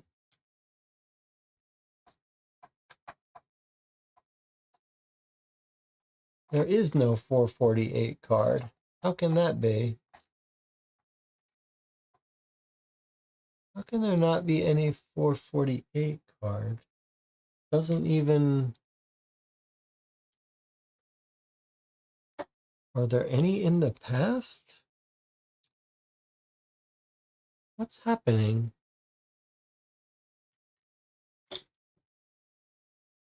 I'm a little confused. Normally, when we would get a card that we can't find, that would tell us we have to shuffle things back. If it has a diamond, it means there isn't available. But it's not a diamond, that means it should be available. Does that mean I've got cards that aren't sorted properly? 448 card. Oh, wait, there are 448s. Whoa, that's weird. All right, let me show you why I thought there was no 448s. The book expansion are all these double-sided books that all are 449s, except they're not all 449s. In fact, there is one 448 double-sided card that I didn't even have sorted differently. I just put it with the 449s. This is exciting. This is the only 448 card. And it's double-sided. Okay, let's read it.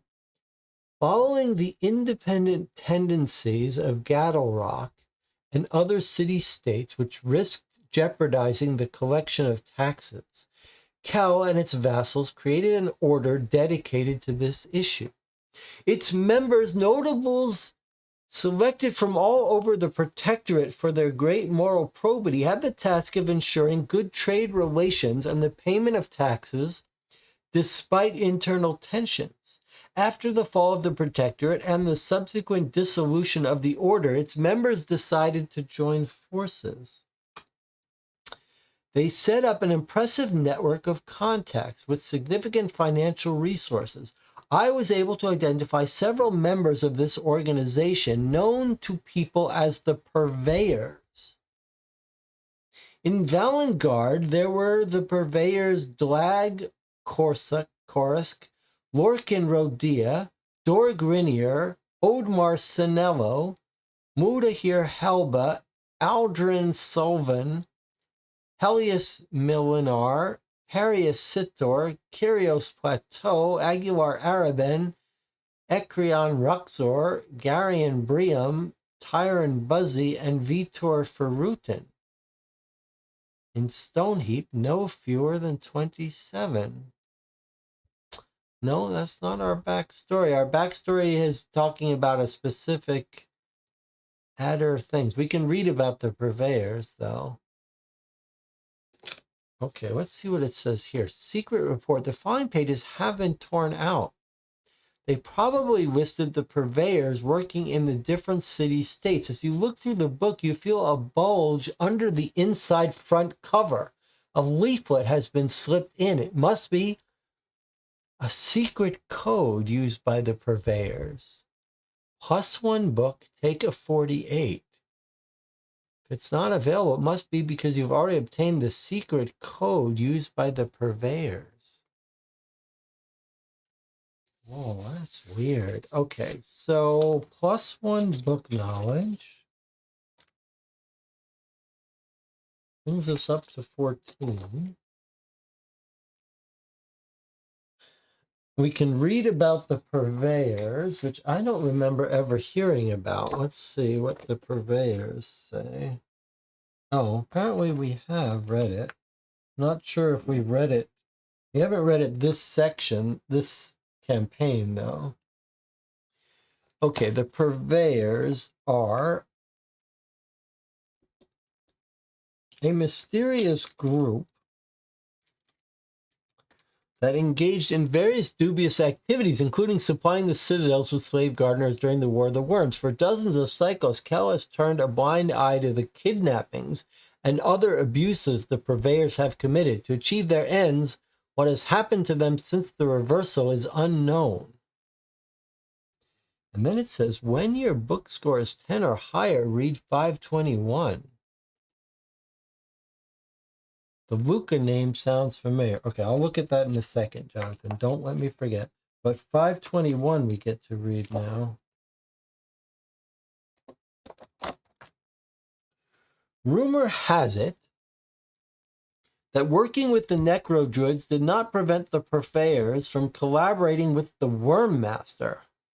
Some suspect many purveyors would now be infiltrated in various communities of the collapsing lands, carrying out missions set by their hierarchy, some of which would last several cycles, in order to develop their influence and to infiltrate any form of emerging power.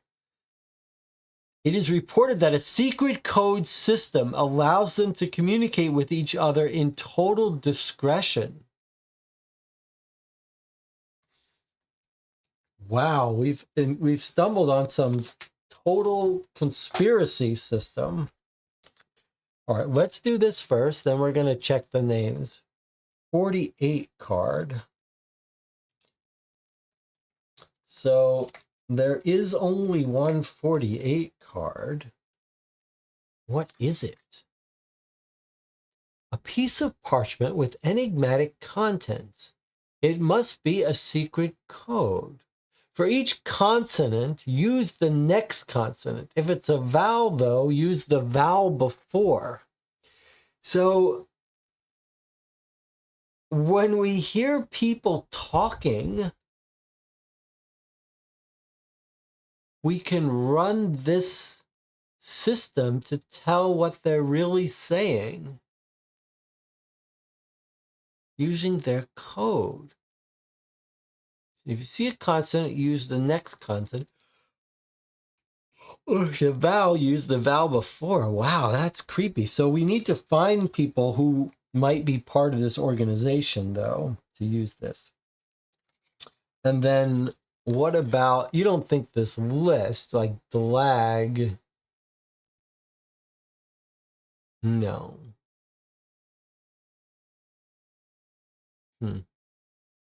Okay, now you think that these names might be from one of our side quests? Let's see.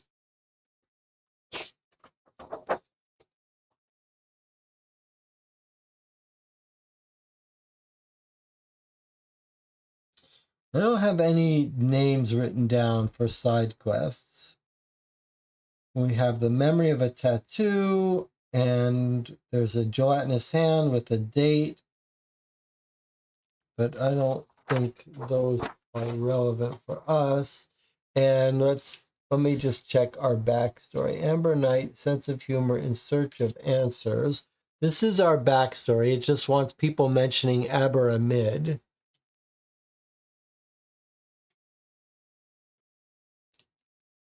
And that's it. So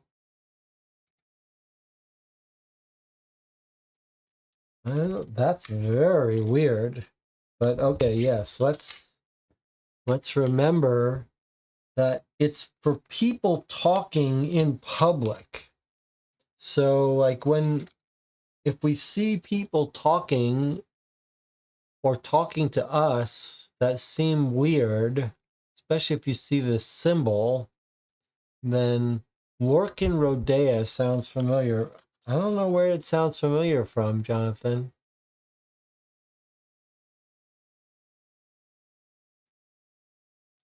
Can't say it really sounds that. It sounds like it is telling us where to go, though. Like if we go to Stoneheap, which is kind of where we're going, Jonathan says, if someone remembers where we heard Lorcan Rodea from in our past streams, please let us know. Okay, fair enough.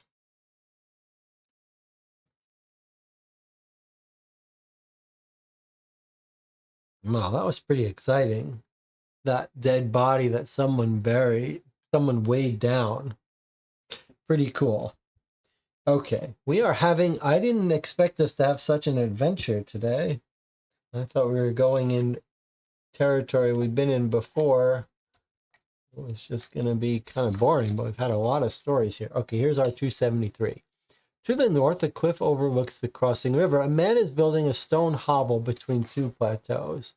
All right, so we talked to this guy before and we searched in this water and it was sort of nothingness, right?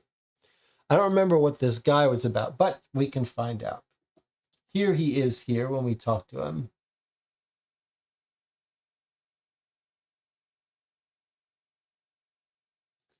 Hey, is this guy speaking in the code? It's a lot of effort to decode that code.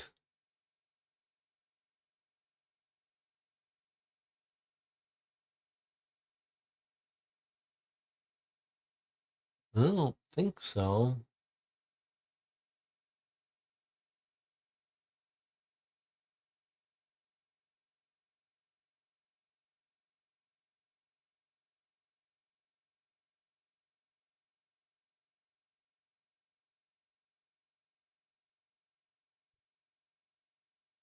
So this guy just wanted to trade with us or something, right? Oh, but he might have mission specific stuff. Hmm. Yeah, that's a good point. Well, it doesn't hurt us to talk to him. All right, so let me put this out. You're right. Things might be mission specific at this point. That's a good point. All right, well, let's walk over there. That's one card. Can keep it if we want. Wow, powerful 3 fists. This is very useful for us. I'm going to keep this. Change it for no mercy. All right, now, here we are. We said we're going to talk to this guy. Oh, these all might be mission specific.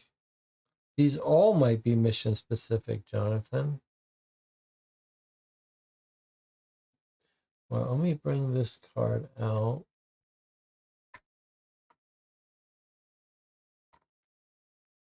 They all might be mission specific for all we know.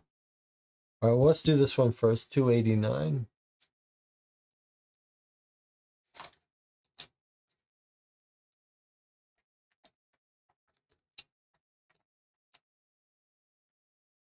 So 289 is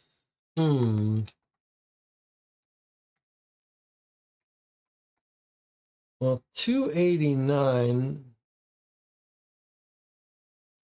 This is a little troublesome. 289 has a symbol saying there is something missions there should be one with a symbol, but I don't see it here. So what does that mean?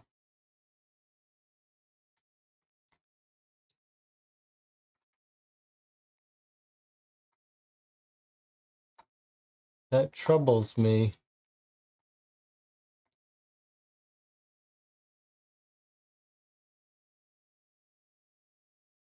Like what?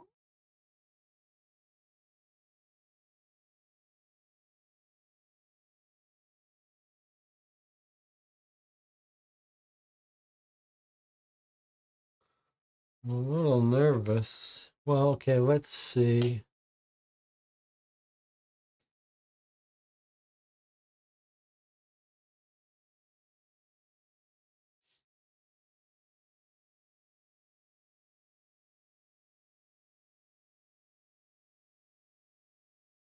So if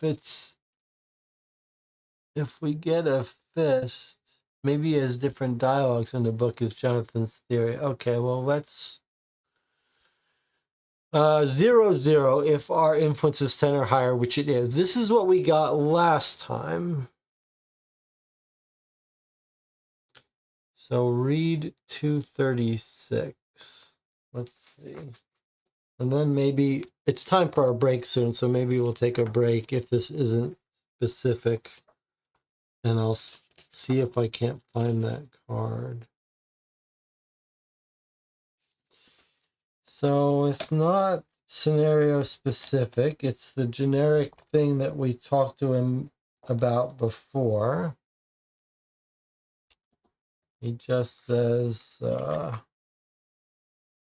he was a surgeon. He wants help.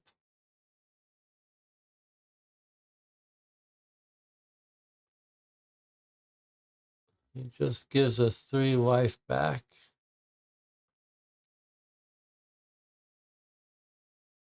Not very useful to us. Or we could barter with him. And he gives us a suit of armor. I forget if we did that before, but we don't want either of these things.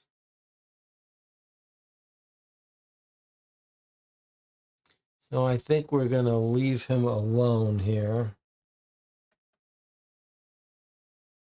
But the bigger concern is that this card has a flag saying there should be symbol-specific version of it.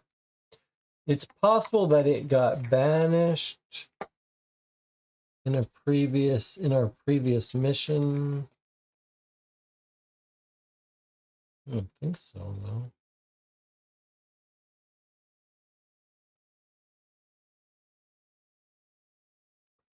All right, well, Well, it's time for us to take a break anyway. We'll take a break. I'll look around a little bit. If we can't find it, we can't find it. Hopefully it's not critical, but we'll know soon enough because we'll reach the end of this area again if we don't encounter something specific. All right, we'll take a break. I'll see you in 8 minutes.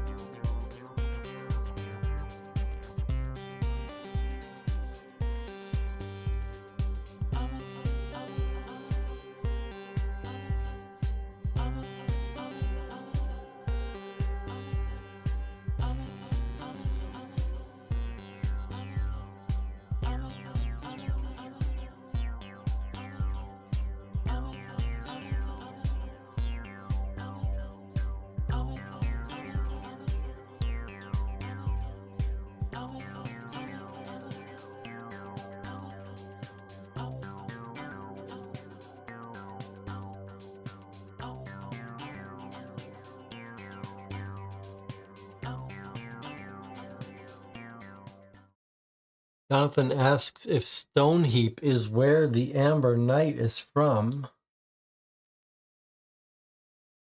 Yeah, I wonder. I think didn't those little, don't we keep finding towers that say like Stone Heap, you know, with a number on them? Or are those, or am I misremembering the towers?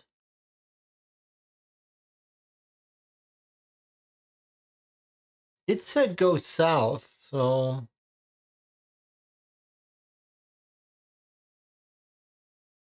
On the other hand, the Amber Knight was in a stone ruin, so maybe that is Stone Heap. But what are those towers we keep finding with like the last digit melted off? Do those not say Stone Heap?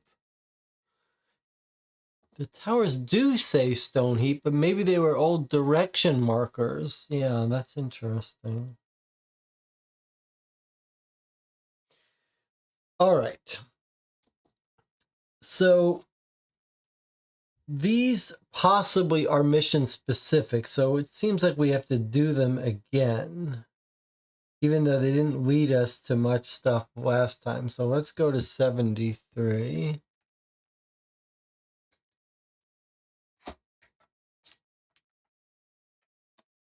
73, same thing. Symbol, but no other card.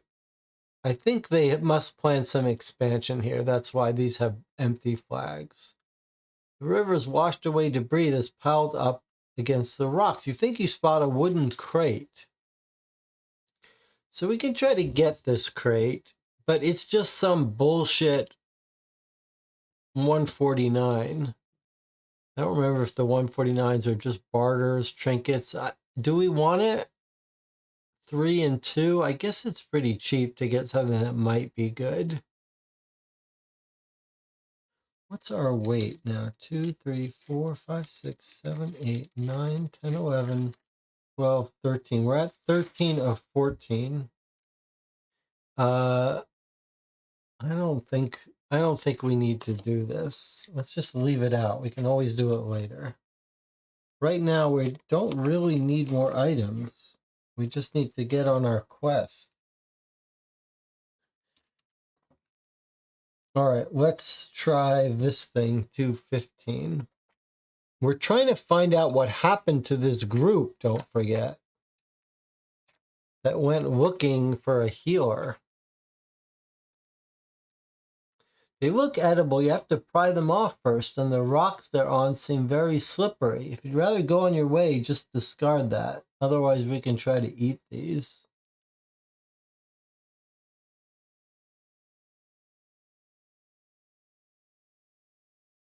So this is still a net benefit from us.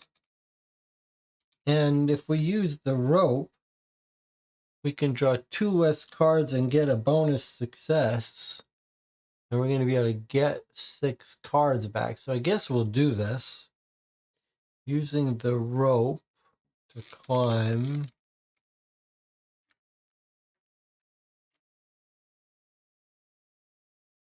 Let me see if anyone can help us do this even cheaper. Where's that dog of ours? Where's that dog gone? Have we lost our dog?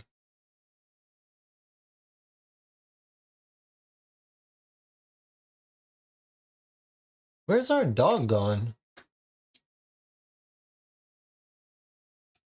Sack of grain. I think the dog ran off. The dog ran off while I wasn't looking?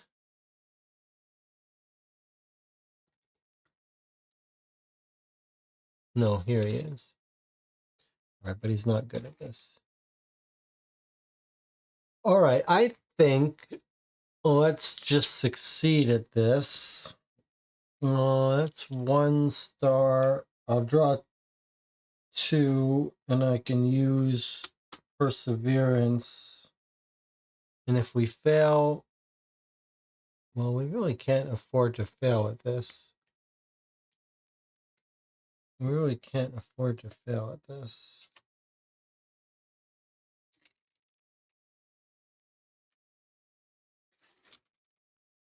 Two, one, two. We just need one star. I'm going to draw 3 cards just because I really don't want to fail at this. All right, so we got 2 successes, plus the rope is our 3rd success. Those go away. So I had to draw 3 cards, but we're going to get 6 back. Oh, and we get to keep one of these, but we don't want it. Okay. So we got a net plus 3 cards.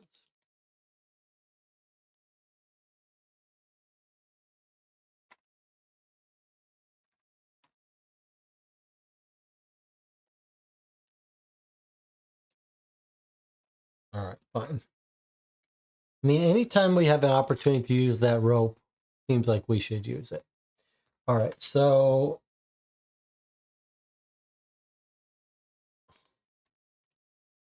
that's our 215, and there's no more 215s to do anything. So we're done here, just like last time. There was nothing to do with these 2 boring places. Unless we want to trinket, which we don't. So there's nothing else to do but go here. Whoa, this is new. We've not seen these creatures before. A field of carniflower stretches as far as the eye can see. A shiver runs down your spine at the thought of crossing it. If you have a card with the keyword carniflower, discard this. We don't. All right. But, yeah, this thing can wound us quite badly. 5 stuff. I think we might strike it with that magic weapon and do 5. All right, but the first battle is not so hard. Except it's not a fight action. We just have to sneak by it. That's trickier. Do we have anything to do with this? Okay, we don't have to do this. We don't have to do this. But we do if we want to go on our way.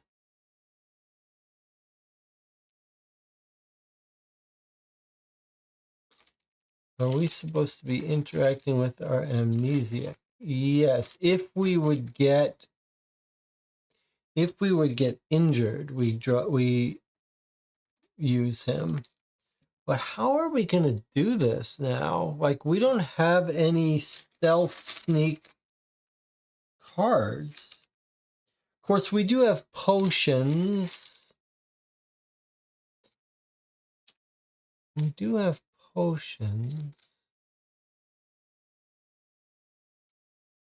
But we don't have anyone that's good at this. We don't have anyone that's good at this skill. We have so many people, but no one is good at sneaking, including the dog. And none of our items are good at doing this.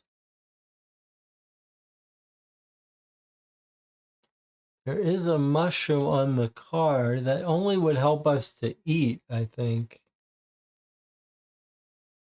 It's an Acate Arante mushroom, so if we wanted to, we could eat while we're here. So the real trouble is, this is not a sword. However, we can generate the first 2 successes fairly easily. We wouldn't even have to draw any cards. But we don't have any weapons to help us, so how are we might have to fight the second stage a few times. But what about one of our wow, most of these cards are fighting cards. Most of our stuff is fighting cards. generate a bunch of stuff, including our super weapon, but we don't have a way to use any weapons for this.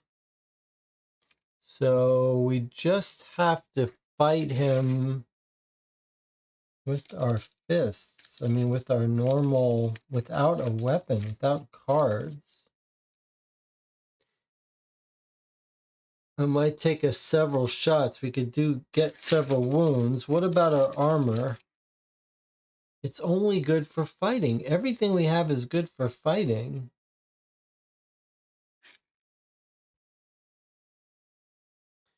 Can the criminal help? You'd think he would be able to, but he's just not. No one is good for that skill. I guess we're just, the person is saying we have to try to walk around it. We've got nothing else to do, though. There's no numbers on this card. There's nothing for us to do but just suffer through it.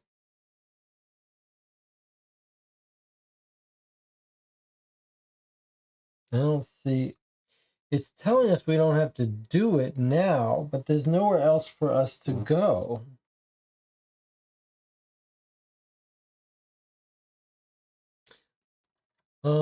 We do have focus that lets us get a card of our choice from the discard.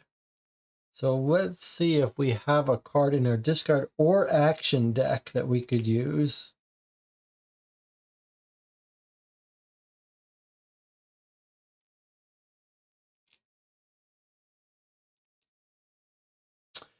So resolution could be used to turn flags into successes for any action. That's our discard set. And then in our action, we could take a determination, choose one card.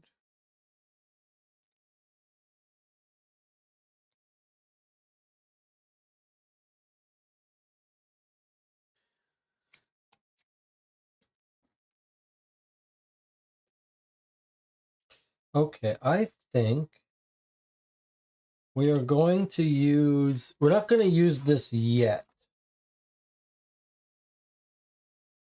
We're not going to use this yet, but we are going to use it. We're going to need to use something. Okay, so we're just going to do this here. Let's not overthink it. I'm going to end up using improvise to try to use 2 of these 3 cards to get these 2 successes. We have to, we'll use something else. Okay, here's our first round. Okay, so I'm using this.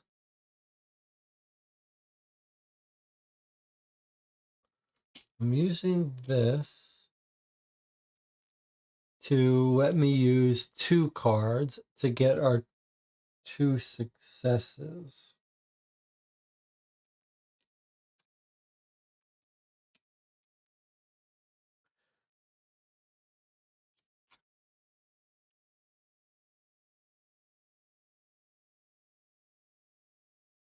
I drew 3 cards. And this lets me use 2 of them. Okay, so that's our 2 successes. We get to keep one of these cards. Okay. So we'll keep determination. That's great. Okay. And the die goes down. So this die was on this 2. And now the die goes down a 5. Okay, so here's the part we'd like to do in one shot, so we don't have to have multiple rounds of this. So we're going to use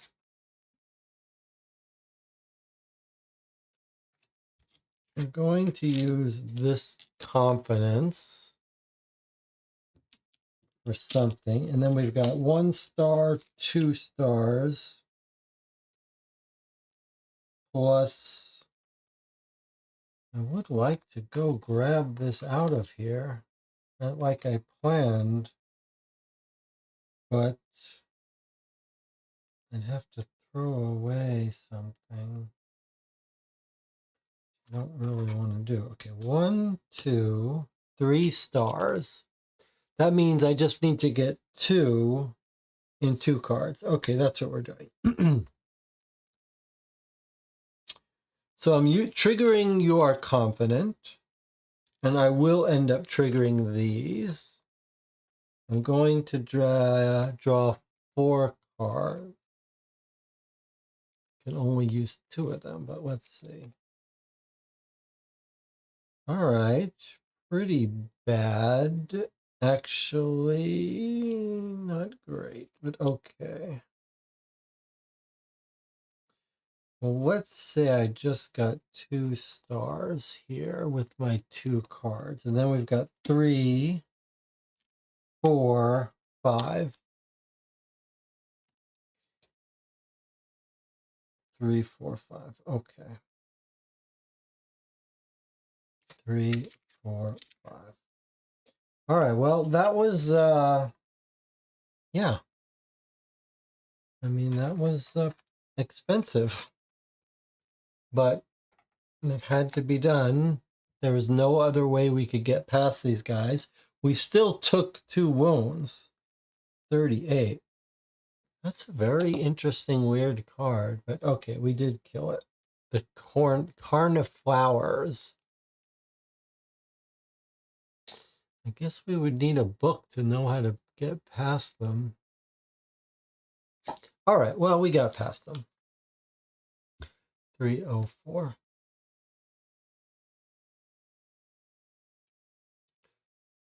Oh, wounds don't trigger the amnesiac. Okay, yes, you're right. Let's see. Okay. When you reveal a You Are Injured card, not just wounds. Not just plain wounds. It has to be a You Are Injured, which is a condition. Okay, 304.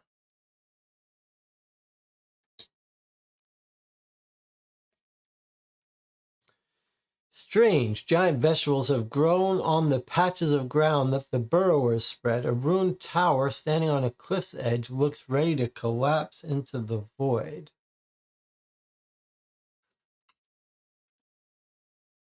All right, these are these turnips, these purple turnips,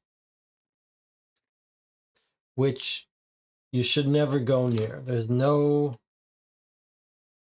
no benefit to this unless there's mission specific turnips.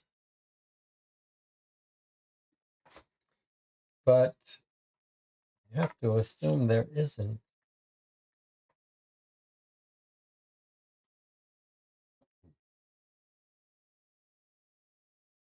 So in there was the Amber Knights ruins.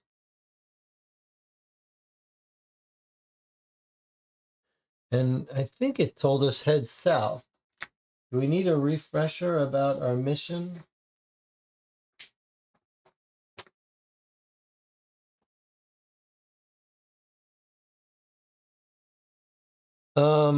They went to find the hewer near their old camp in the Stone Heap area.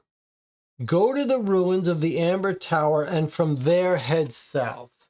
So here are the ruins of the Amber Tower.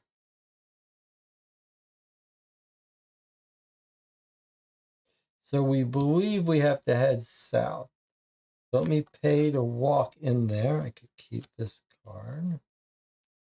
All right, so it explicitly tells us to head south. So these, when we went there before, we discovered the Amber Knights ruins and a beautiful, cool mural. And these plants are punishment for us. So I don't think we want to go and look at them. I think we just want to head south.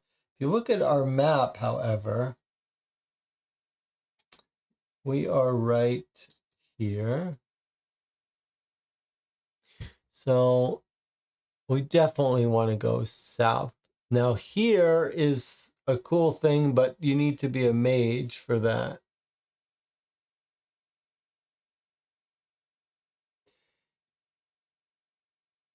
And then here was the very cool mural.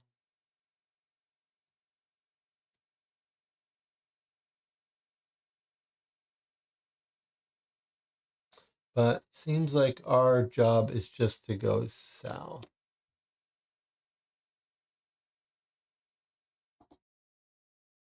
All right, so let's take a look at this.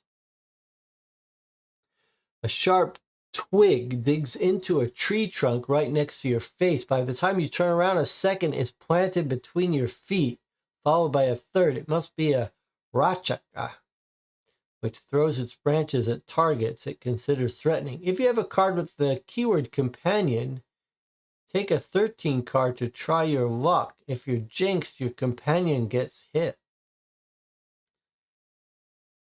and blocked. All right, well, we do have a companion, so let's try our luck here. Sounds like it might be our stranger. Let's see what happens. Lady Luck is on our side, and we get a 49 glimmer. But now our chances are worse of getting Lady Luck in the future because this gets discarded. All right, so we didn't have to block a companion, but now we have to do another test. I think right now we should trade in our glimmers for a Hope Reborn. Because if we don't and we get another glimmer, it's wasted. So I'm going to trade them in and take another Hope Reborn.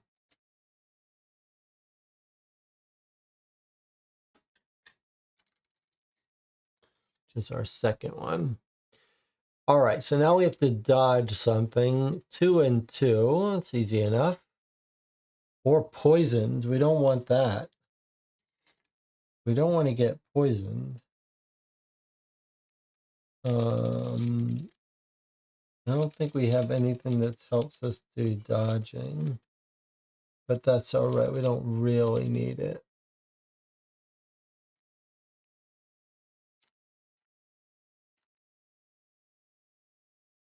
Even the slingshot's no good at that, huh? Okay, so let's just dodge that on our own. 2 cards, 2 successes, easy enough. We don't have any cards that help us here. I'll tell you what I'm going to do, though. I'm going to use focus. Oh, it's forced. I can't use... yes, I can use focused. I'm going to use focused as part of this action to go grab determination in case we need it. Did we use this? Did I use this for a star? I think I might have. I'm going to block this card. I think maybe I used this. Okay, but I am going to end up using this during this action to get a guaranteed star in case we need it. And then we need 2 successes, but we do have a backup here. I'm going to draw 3 cards. Okay, so I did get the 2 successes with these 2 cards. We can keep one or both of these.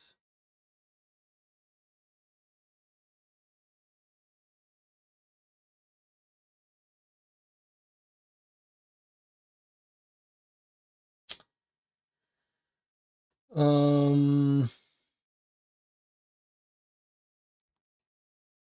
don't really want any of these cards. You throw yourself behind a tree just in time. Okay, so that's that done. And now down here, which is what we just explored, I guess, is 393. All right. There's mission specific card right here. Here we go. Coughing and shouting reach your ears. Between the trunks of trees crowned in orange foliage, you see 4 figures in the middle of a field of white mushrooms.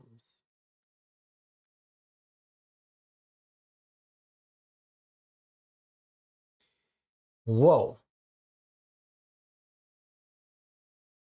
So I guess most of this was already there. The only thing that's different, so it looks like most of this place was already here. The only thing that's different is this handshake now. These are the figures here. All right, so let's bring this out. And let's go to these coughing figures that are look like they're being poisoned by those mushrooms, maybe. What do you remember what this 370 look was, Jonathan? I don't remember, but I guess we're doing this 278.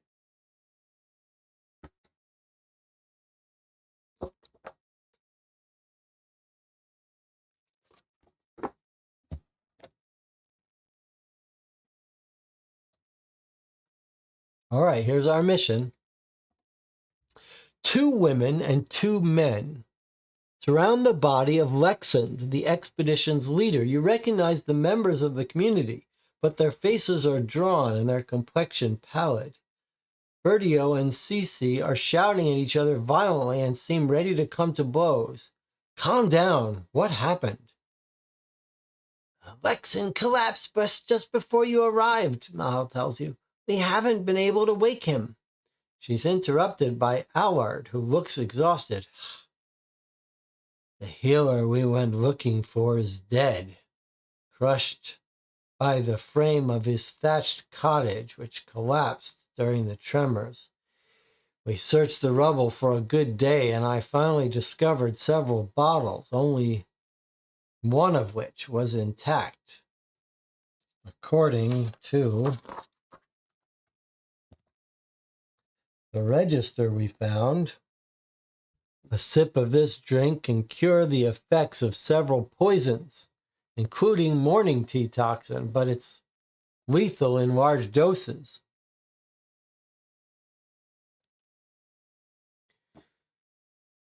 We set off again this morning, and that's when we started to get sick. There's little doubt that we were poisoned as well. The purplish coloration you notice on their fingertips confirms that it is the same poison administered to Ambrosius. Well, why don't you take the antidote? The bottle contains enough to treat 5 people, and there are 6 of us, including Ambrosius, Bertio explains. Lexand was at his worst. He begged for a dose, but Mahal and Allard were dead set against it. The problem remains. If we each take a dose, there will be no more for Ambrosius. The poisoner must be one of us, and I suspect only one person in particular, says Cece, casting an accusatory glance at Bertio. Don't start again with your accusations, Bertio snaps. You interrupt them before the situation worsens and ask to see the antidote vial. Allard retrieves it from Lexan's tunic and reluctantly hands it to you. If you do nothing, they will soon fall unconscious, just like Lexan. By saving a dose for Ambrosius, you have enough antidote to save the 4 of them who are innocent, but you still have to unmask the poisoner, who does not deserve to receive their own dose. Yeah, we got an actual mystery plot here. Okay, a 101 card. That's our objective. Now let's see what we've got here. All right, it's a full murder mystery here. Poison mystery.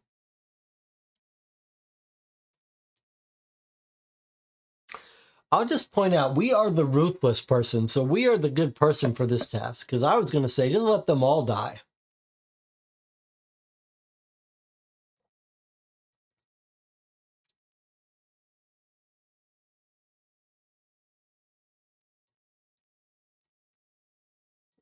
But I want to pay attention to this part. Lexan's at his worst. He begged for a dose. Mahal and Allard were dead set against it. And the antidote is in Lexon's tunic. The guy who's dying, it's in his tunic. All right, so we can examine the group's symptoms and then question them. Well, it seems like we should examine their symptoms first, right? 296. Let's do that. All right. I guess it's gonna tell us to come back here, but I'll just bookmark it just in case. Let's examine their symptoms. 296. I don't know if we're gonna get a chance to do all of these things, question them all, but let's see. One by one, you examine the members of the group. If you have an objective card that is objective 2, read 278. Otherwise, we have to try to heal one. All right, let me just see. I don't have, we had a 101, so we don't have this objective 2. We just have objective 1. So we have to try to heal them. Now, we want to heal people because we have got a card that rewards us every time we heal people. This card here.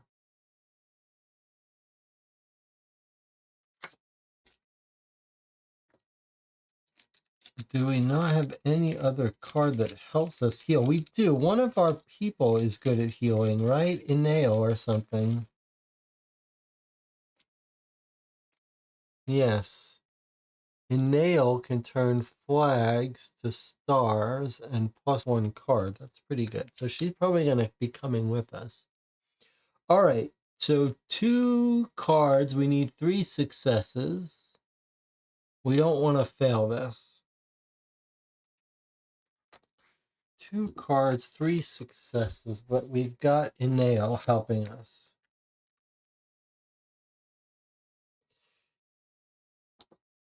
Okay. 2 cards, 3 successes. This is a bonus star.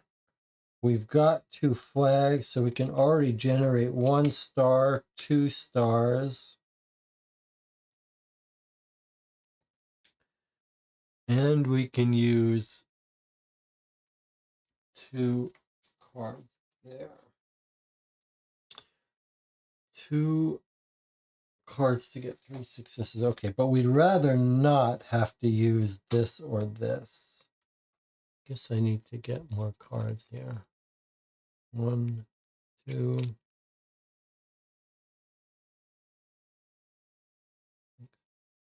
7. Okay. Let's get discarded. We have to pay 7 health, which brings us to 31. And these are our cards here. Now let's see what Jonathan's up to. Is our companion good at healing? Yeah, Inale is going to help us heal these people. I guess we don't have anything else to help us, though.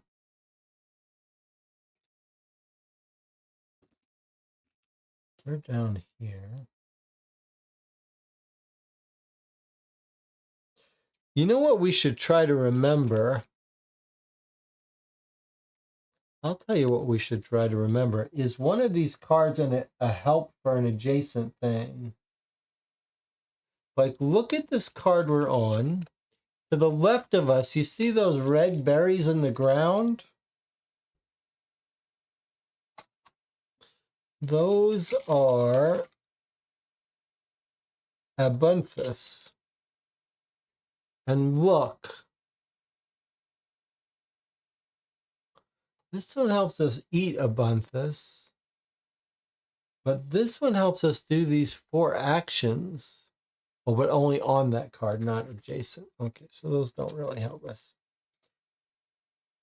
All right, so we're doing a heal action. It's a chain lock of 2. We need 3 successes. There's 1 success, 2 success guaranteed. And this is draw 2 more cards. But we're going to have to be doing multiple things here, so we don't want to have to keep using all our cards. 3, we can use 3. We'd like to do this actually all on our own. So I'm going to take 4 cards. I'm going to take 5 cards because actually we'd like to get as much information as we can. So 4 cards, I can use 3 of these. I think we should be able to do this with 4 cards. We need 3 successes. Okay, let's see what we got. Oh boy, that's terrible. But all right.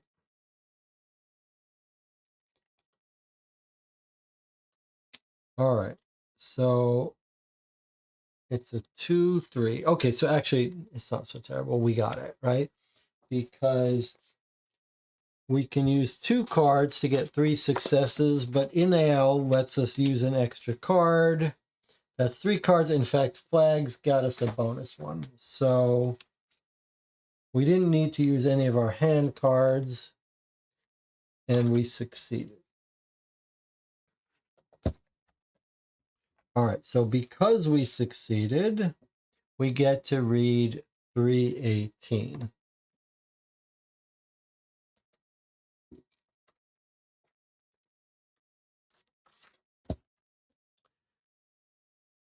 All right, this is the group's symptoms. Judging by the discoloration of their skin, their darkened eyes, and their fevers and chills, the members of the expedition are poisoned to varying degrees. Apart from Lexand, Allard is the worst. Without his robust constitution, he would certainly have lost consciousness already.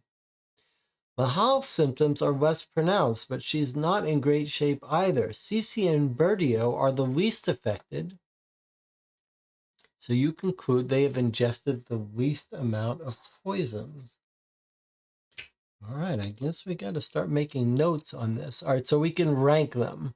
We've got Lexand, got the most, then Allard, then Mahal, and then Cece and Bertio at the bottom.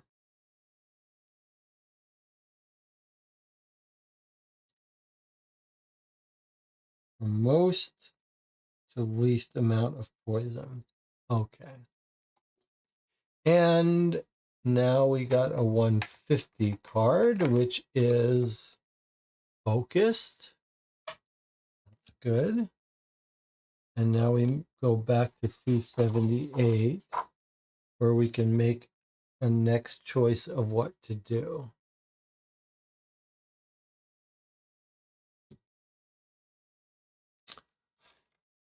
So we could go grab a card from our hand, which might be nice, but maybe I'll wait for the next step. Okay, so oops.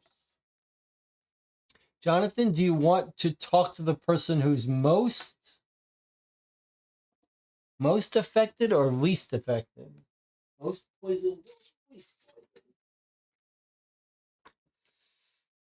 Do we mark off the side quest for doing medical, or did it have to be a clue? No, I think we do mark off medical. Thank you. Where is that card?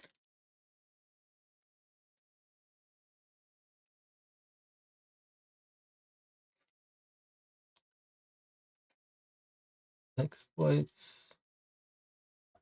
Search of answers. Cryptic note. Where did I put that card?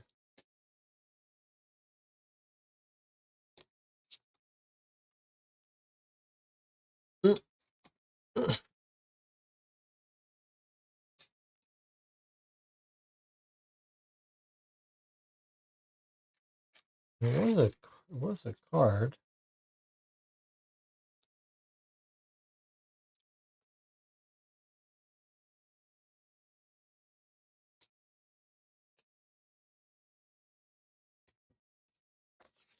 Maybe I took it out and put it somewhere.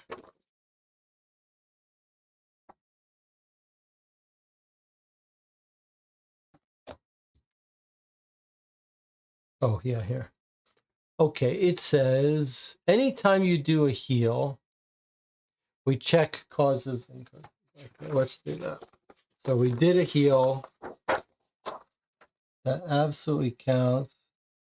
So that's one progress. Okay. Who knows? Maybe we did others and forgot it. All right. Now, back to our mission here. Should we talk to the person who got poisoned the most or the least, do you think? Most poisoned person might be starting to get loopy. The least is probably guilty. So, Mahal. Interesting. Somewhat poisoned, but most cogent. Okay, that's an interesting point. Okay, let's do Mahal. Assuming we can't talk to everyone. So 258 is Mahal. And I wanted to write down actually in case we needed to reread these.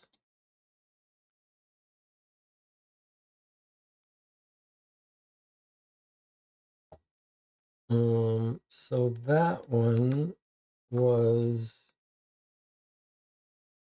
318 that we read.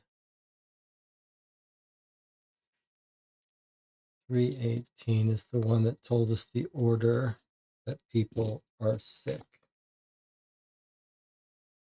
And then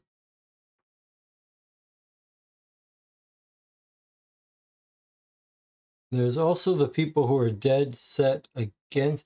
Actually, do you think that possibly the people who are against consuming the antidote, like if someone's trying to kill Ambrosius, they would want us to take the antidote? That's what that makes me think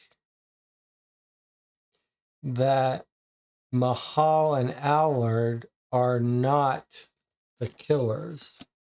Just going to make a note that they don't want to use it. So my bet is on, yeah, one of those least ones. Okay, so you said Mahal, 258. Let's see what Mahal says.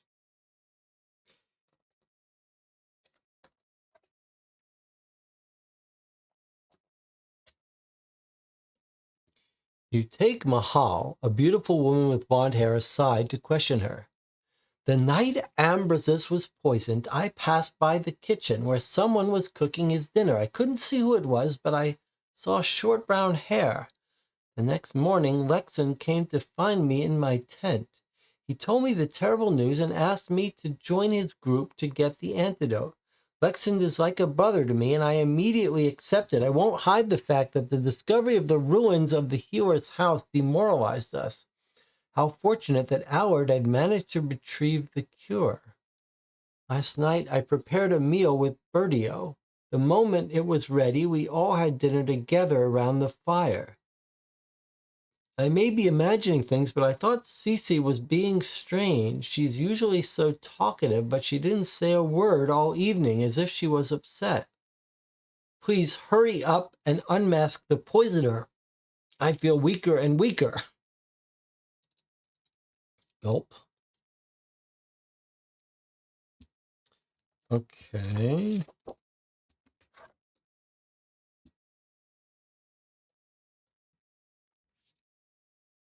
So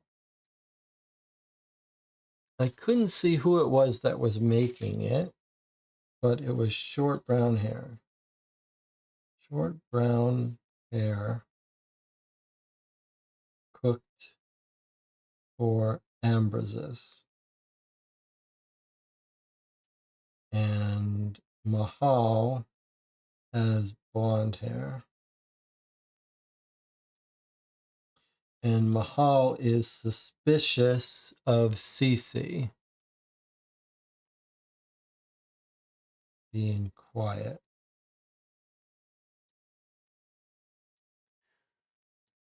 Allard is the one who retrieved the cure. I prepared a meal with Bertio. The moment it was ready, we all had dinner together.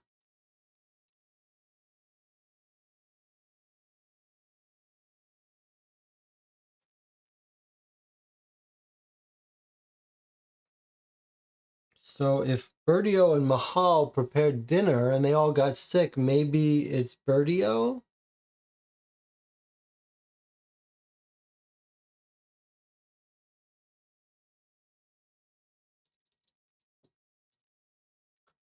She's trying to put the blame on Cece.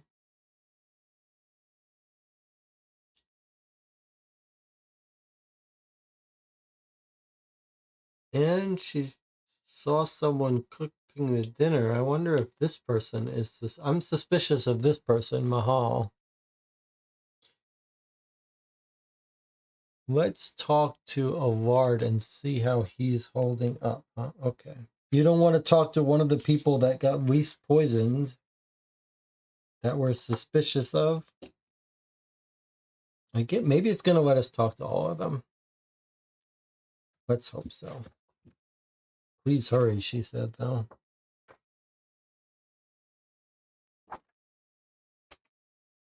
Okay. Allard, 304. I guess it's going to let us talk to all of them. You take Allard, a bald man of imposing stature, aside to question him. The night Ambrosius was poisoned, I had just finished my shift when I saw Cece go to his tent with his food. That doesn't mean she's the culprit, though. For that, we would have to find out who cooked Ambrosius's meal.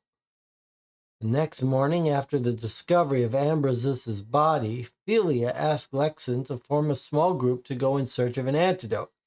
I volunteered because I know that the old man's mission is crucial to our survival, and I did the right thing. After all, I was the one who discovered the potion under the rubble. I was so exhausted from the day that I can't remember who made our dinner. I have no idea who could have poisoned him. Anyway, it wasn't me, and I'm counting on you to give me my dose of the antidote.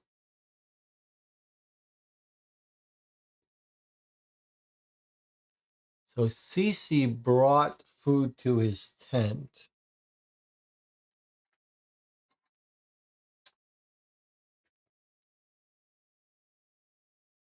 Says Howard.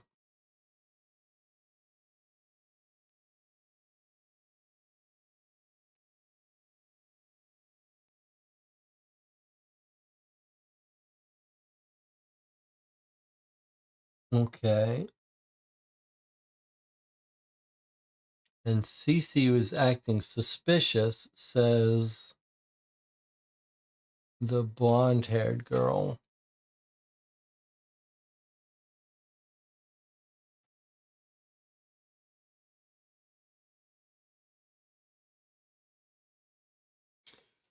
All right, I think it's time to talk to Cece. Cece is 349.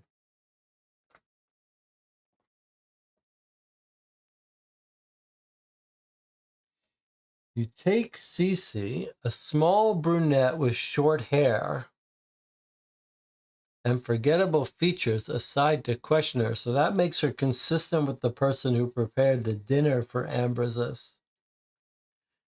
It was I who carried the meal to Ambrosius the night he was poisoned. His bowl was waiting in the kitchen, but I have no idea who prepared it. When Lexon spoke of mounting an expedition to retrieve a cure the next morning, I asked to be part of it. I must admit, my motives were a bit selfish. I'm nostalgic for the area where we used to live before the tremors forced us to go to the Citadel. I knew well the healer who was to provide us with the antidote. I'm very saddened by his death. May he rest in peace. Last night, we decided to return to the Citadel at first light. I think I remember that Bertio prepared the meal. After supper, I couldn't sleep, and I caught him loitering about near Mahal's tent. When he saw me, he looked embarrassed and mumbled a vague explanation before going back to sleep by the fire. I'm sure he's the one who poisoned us.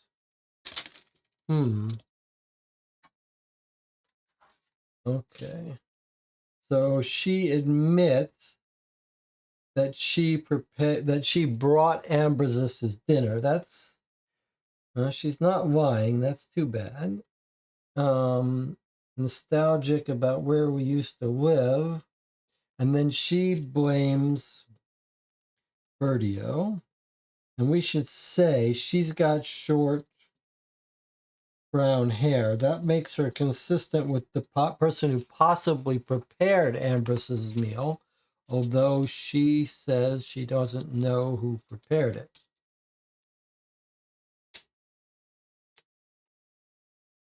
And then she says Bertio prepared the meal that got this whole group sick.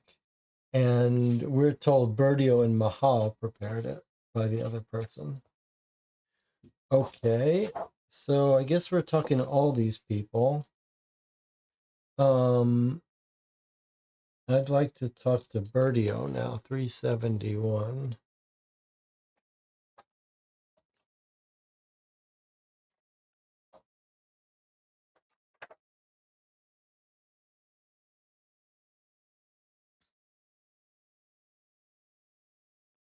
You take Bertio, a skinny young man with brown hair, constantly in a mess. Doesn't sound like it's short hair.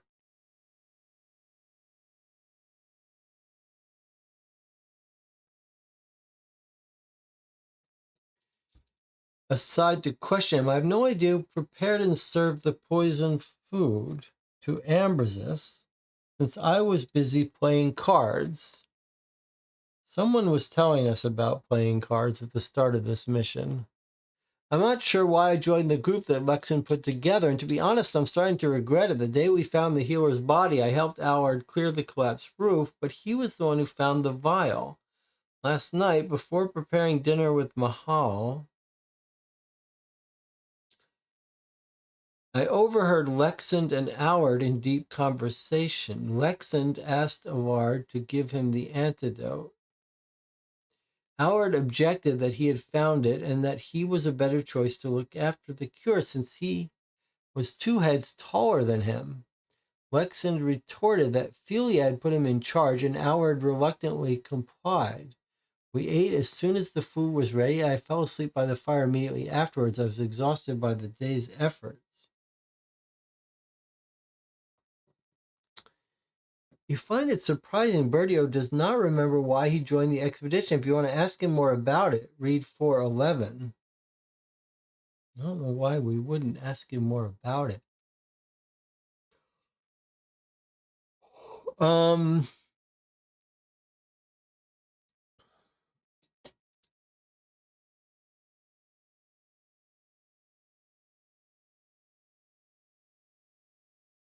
well, he's consistent that he and Mahal prepared dinner.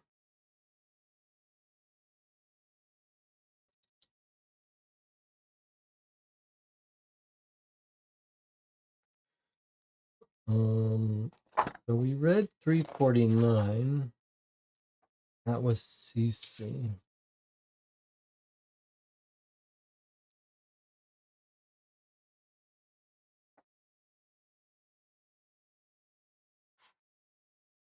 I just need to write down these conversations we have, who we talked to.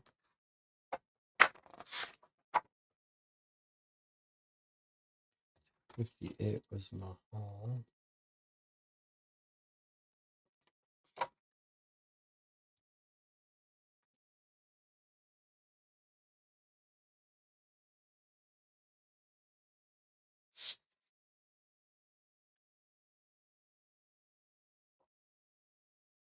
Uh,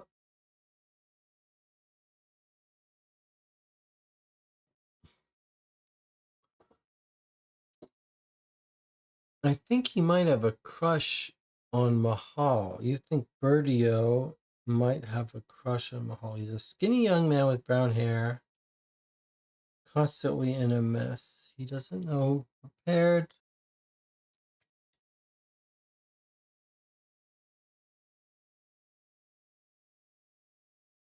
Why do you think he has a crush on her? Because she's the beautiful woman, okay.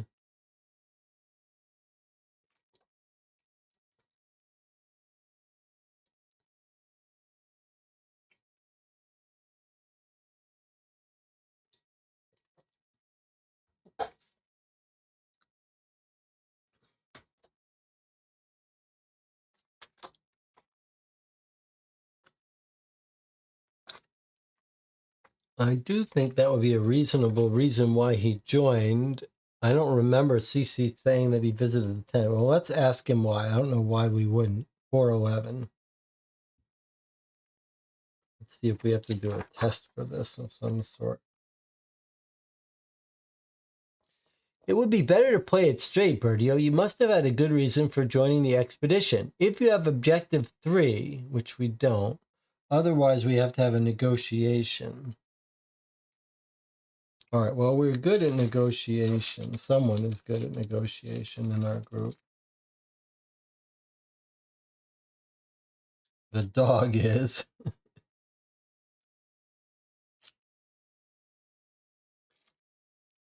But so is everyone. Okay, this is probably the person who's better for us to negotiate. Okay, so 2 to get 3 successes, but this lets us get 3 to get 3 successes, and we have ways to get it in our hand. I'm going to draw 4.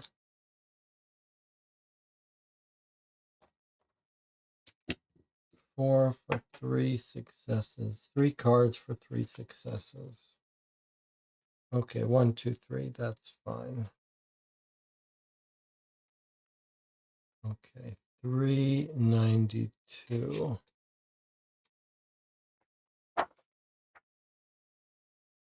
Let's see if Jonathan's theory is right. 100% Jonathan was right. All right, fine. Keep it to yourself. I have a soft spot for Mahal, and I was hoping this expedition would bring us, closer. Hasn't been a great success, and now that we're dying a slow death, there's little chance of that changing. All right, well, Jonathan's theory was totally on the money. And I guess that puts these two, well, it puts this guy, it makes us not suspicious of this guy. So who are we just talking to? Bertio.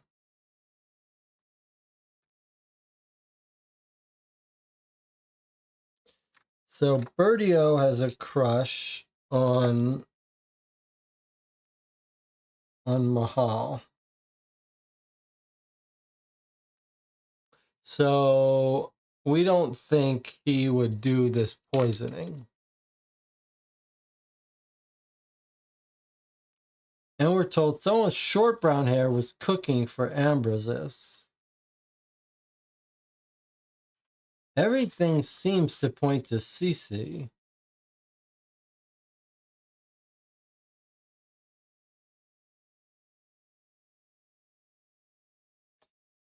Did we ever get a description of Lexan to make sure he didn't have short brown hair? Let's see what our beginning dialogue looked like.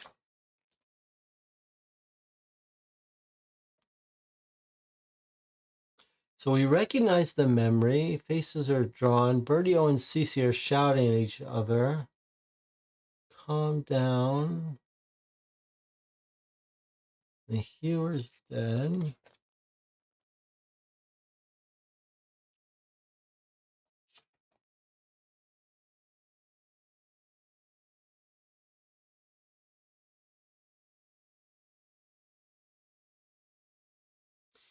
Not there, but we did get some description. Like one of them said they were playing cards, and it reminded us that we had a little interaction with them in the beginning. We had interaction with a bunch of people.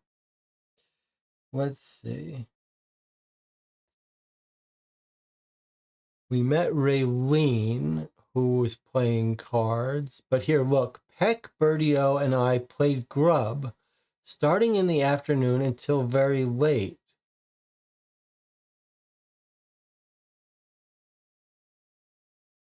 So I think this might clear Bertio.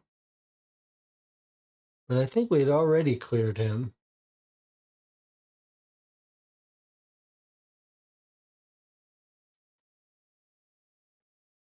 Oh, 2 nights ago he was poisoned. Someone brought him his dinner. He was found on the ground with the bowl of stew. But they could smell the dish. Doesn't that mean maybe the person who brought him the dish should have known that it was poisonous? But then he would have known. If it was that noticeable smell, he wouldn't have drank. He wouldn't have eaten it. So.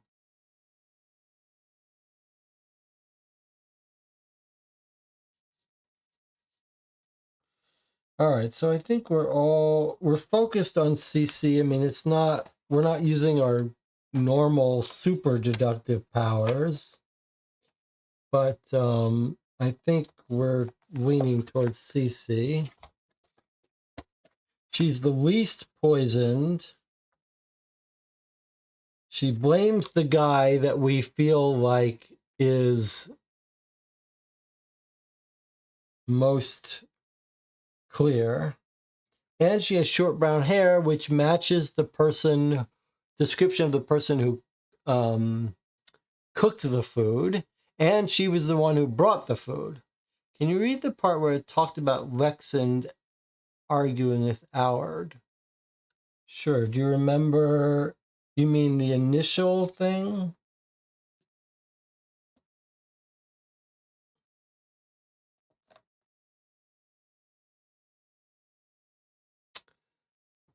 Lexand was at his worst. He begged for a dose. Mahal and Allard were dead set against it. The problem is, if we take a dose, there's none for Ambrosius. And Cece is blaming Bertio. I suspect one person in particular, Bertio. Okay, and Bertio is the guy we trust. So all the more reason to believe Cece. Bertio has a crush. And Bertio and Mahal prepared dinner. So that's you were thinking of a conversation with Bertio. What about the fact, Jonathan, that last night they all got sick and the two people who prepared dinner was Bertio and Mahal?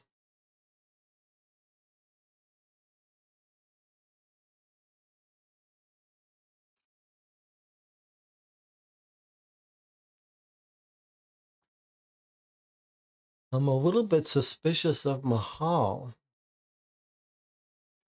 Okay, but you want to hear the conversation that Bertio said? Okay, that's 371.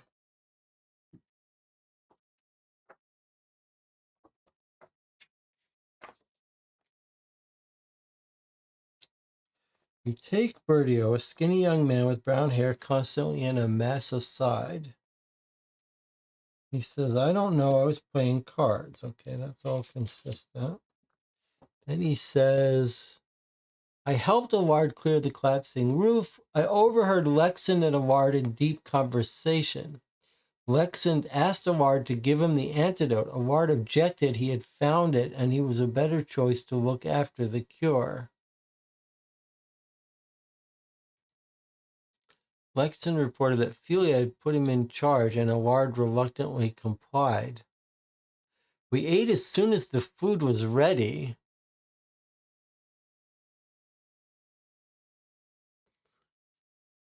I'm a little bit like, if we think Bertio is in the clear because he's only here to take because he likes the girl, and we know that Bertie and Mahal prepared the dinner last night, then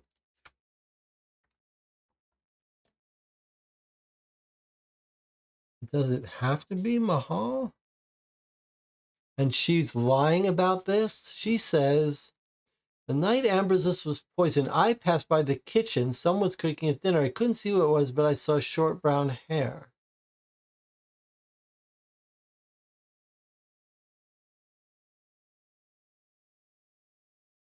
I prepared the meal with Bertio. The moment it was ready, we all had dinner.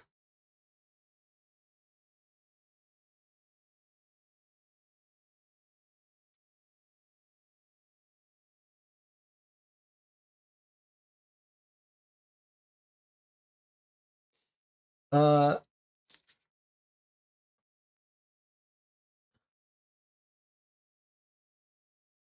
has she expressed a position?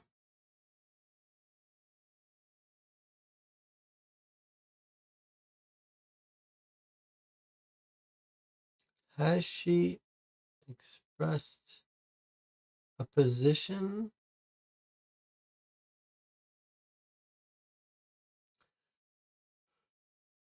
I thought in the intro she and Allard were against it. Okay, let's see.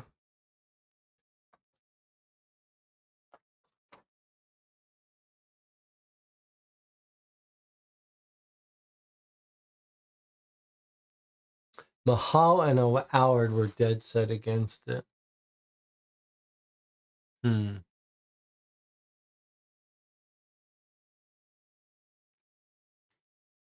True.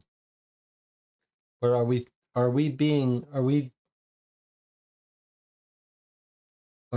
thinking too deeply about the poisoner would want them to take the thing? Maybe the poisoner just wants everyone to die.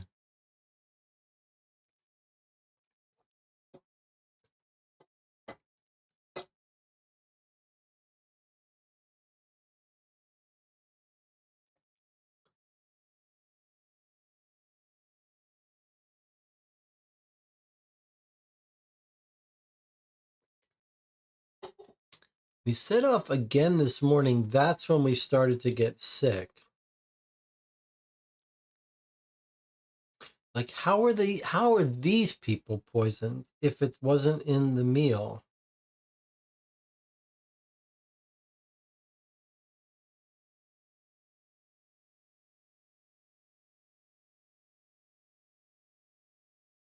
Well, we got to take a break.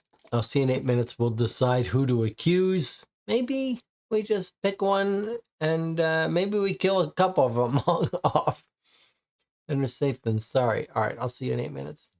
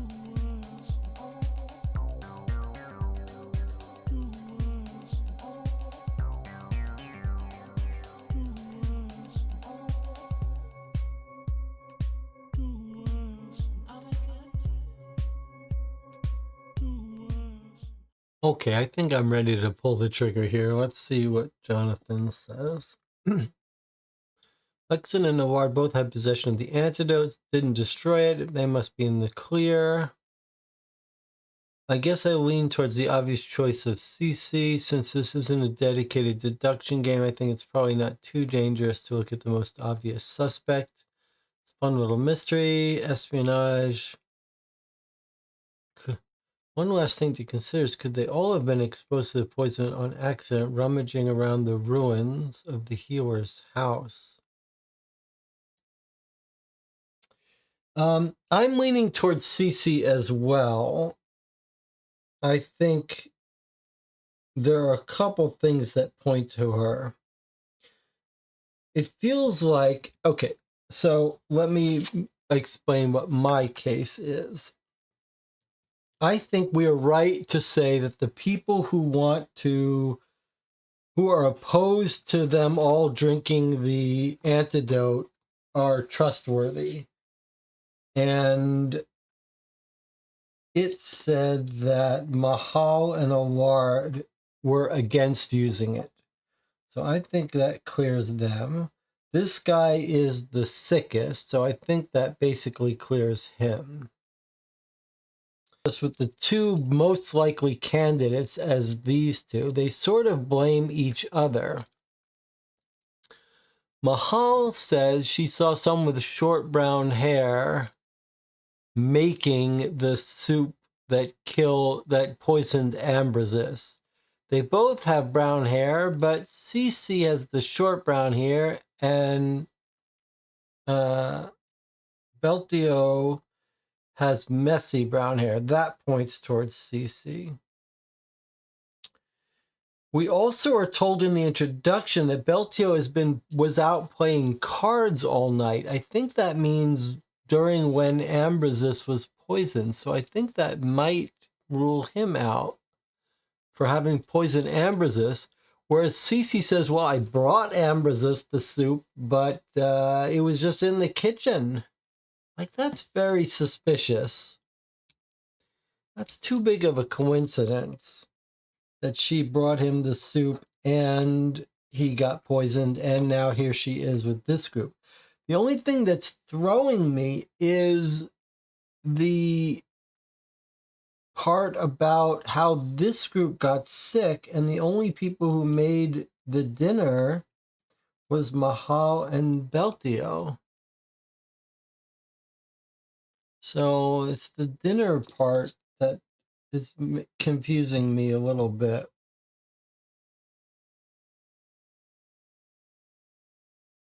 But maybe that's just because it didn't get poison in the dinner, it got some other way. All right, so if we're ready to accuse this person and distribute the antidote, I mean, look, the most important thing from our perspective is that we bring some antidote back home. So,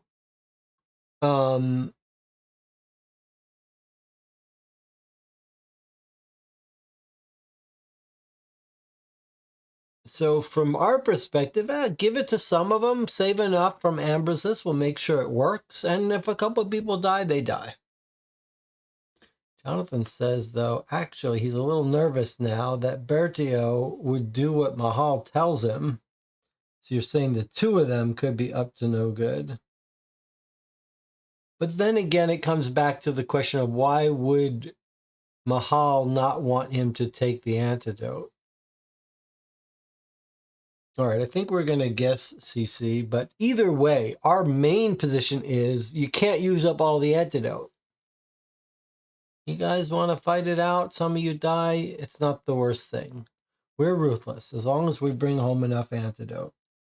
All right, we think we've identified the poisoner, 382. Here we go.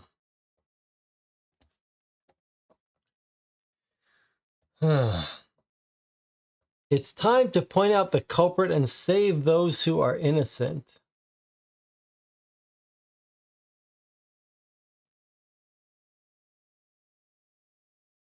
We talked to them all, right?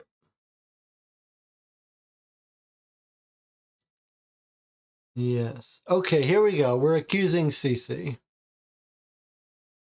it's pretty it's pretty brutal. You accuse the wrong person. Not only do we kill an innocent, but we save a poisoner. All right, but Jonathan, that's it. We're going for Cece, right? She had some weird thing about how she lived around here too. Seems suspicious. All right, 251 CC.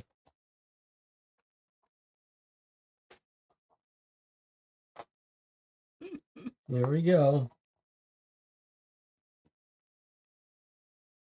Oh boy. You point at Cece, seize her. It's not me, I'm innocent, she cries in surprise. Bertio and Mahal hold her while Award ties her wrists with Lexon's belt. Do you regret our choice now? She cries in surprise. That does not sound like we've caught our culprit. Can we say, hold on a second? Maybe we jump to a conclusion.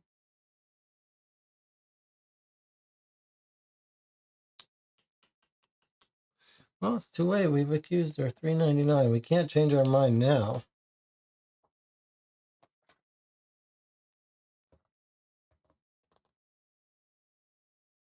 Yep, we messed up.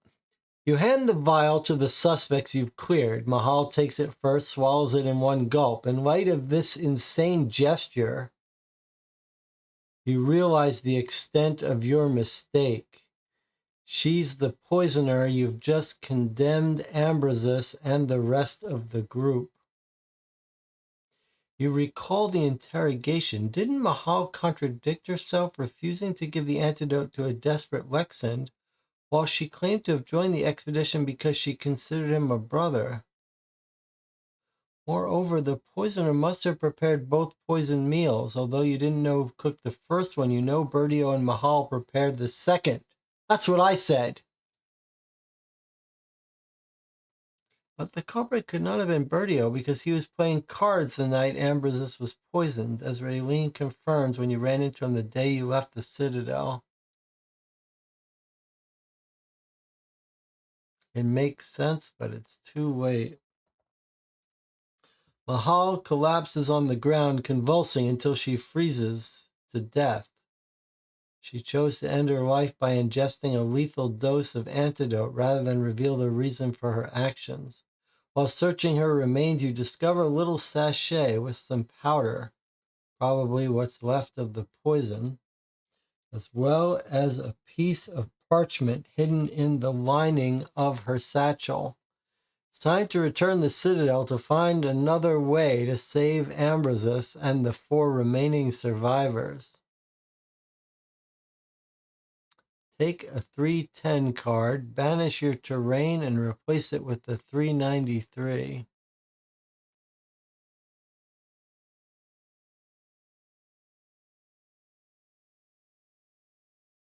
Well, she was our second choice. She was our second choice. But the fact that she didn't want him to take the antidote is what convinced us she was good. And we certainly didn't count on her being able to drink it all. Okay, take a 310. That's brutal.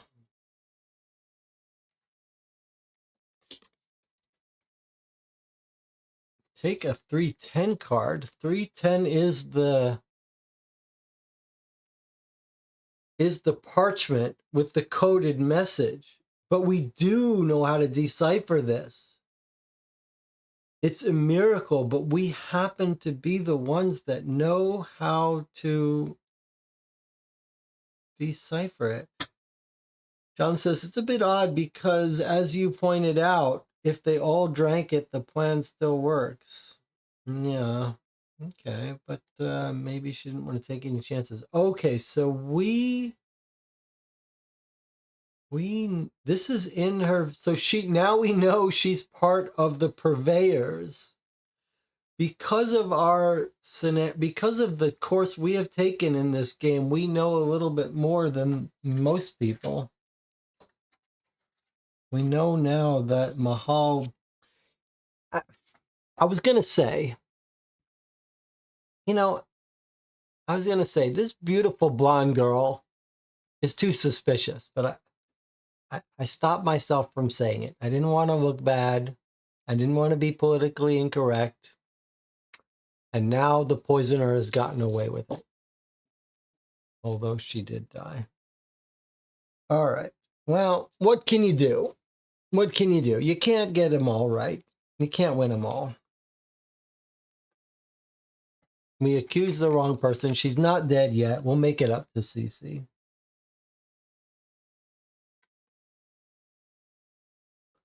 Okay, so we'll make it up to her.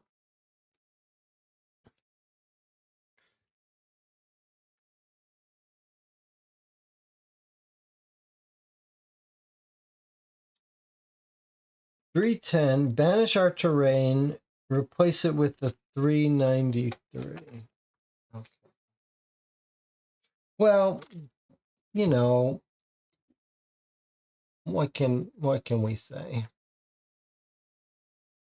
We weren't at the top of our deductive game. Let's take a look at this message though and try to decode it.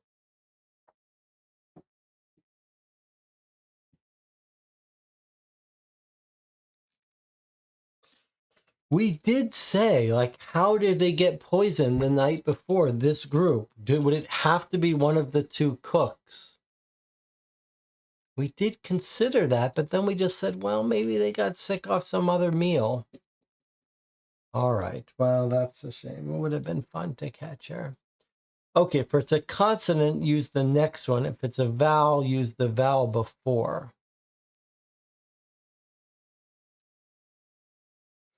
So, G. Does it mean, I think it doesn't mean the one before in the message. I think it means like do a cipher shift up and down. So T,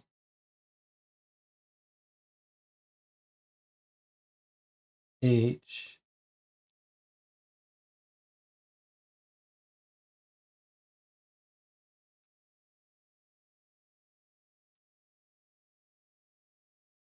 E, the,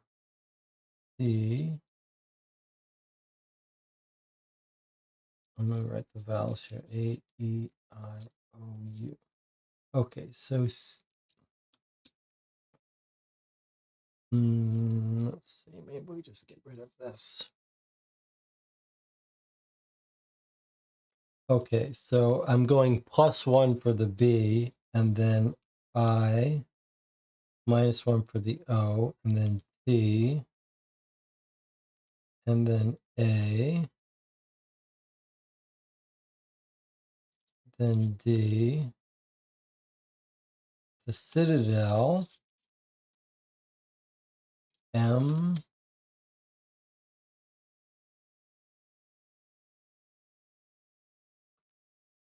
Z, weird, sometimes Y, okay, MU, must, N, O, T, the Citadel must not,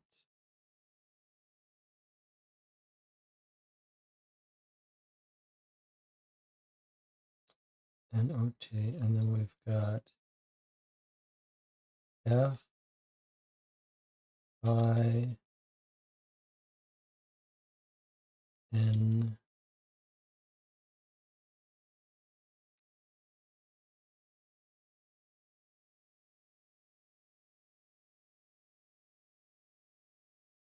F, I, N, A,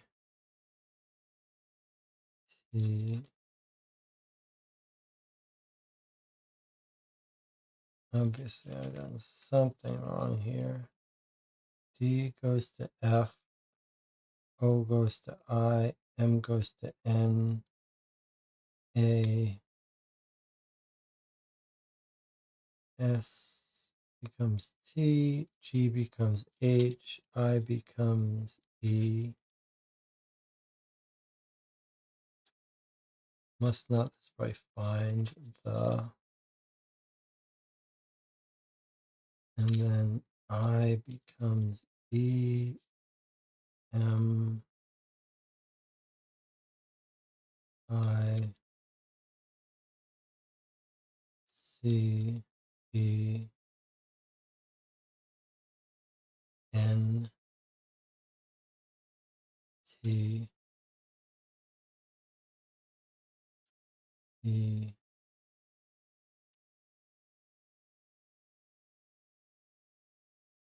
Must not find the epicenter.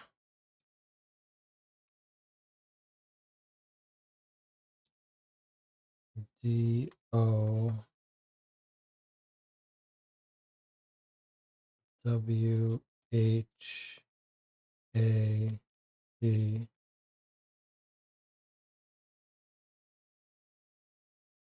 It's going to be is N, E, C, E, Sari. The Citadel must not find the epicenter. Do what is necessary.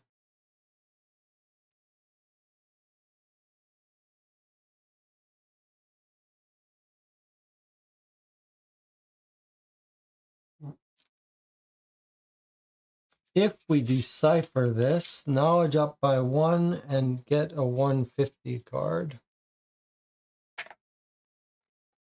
Okay, there's no 150 cards left. That's our blessing, but we do go up in book. All right, well, look. We can't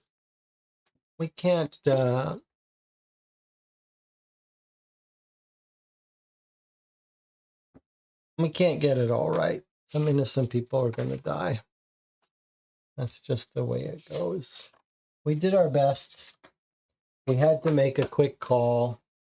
We made the wrong call. We got an innocent person killed.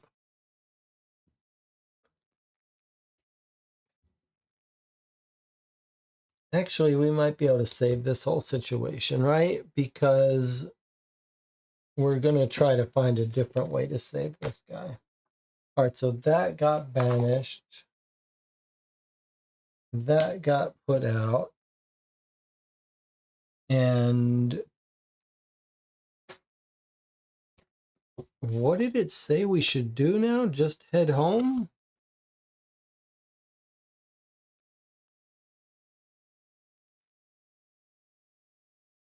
It's time to return the Citadel to find another way to save Ambrasus. So it just says it's time for us to go home and find a different way to save him.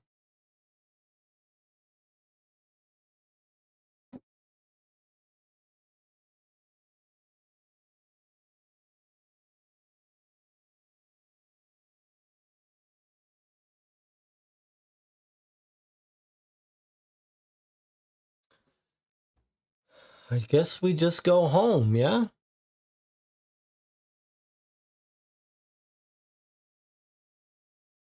Doesn't seem like there's much point in trying to explore on our own. Surely it's not. It's told us very clearly.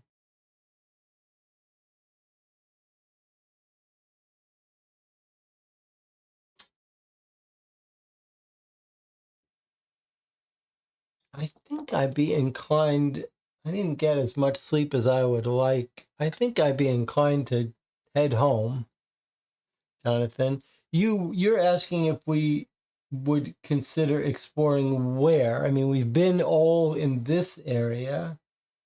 You mean an area that is off to the side, this off to our east of this little corner here that we might not have seen before? Are you saying that, like this way?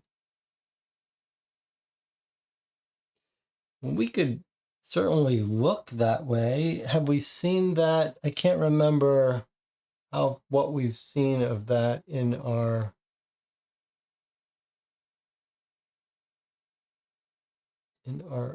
other map.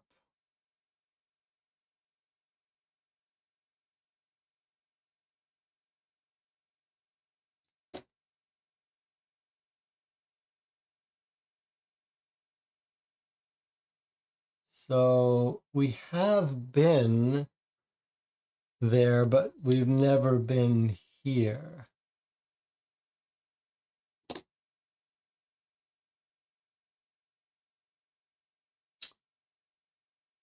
I think thematically we probably should head home and be like, look, about that trip you sent us on, we got a problem. There's a lot more people dying, and we say we accused the wrong one. I think thematically it's best if we head home and get instructions. So I don't think we even need to do this out. 1, 2, 3, 4, 5, 6, 7, 8, 9. I'll just throw away a bunch of cards. 9, 10.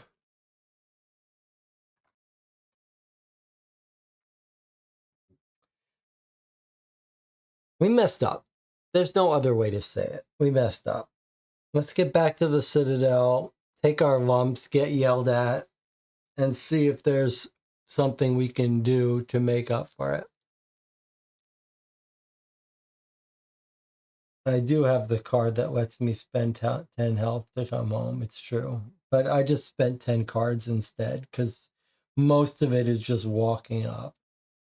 But yeah, I mean, we have 31 health, so it's not like there's any question about getting home safely. All right, let's read it.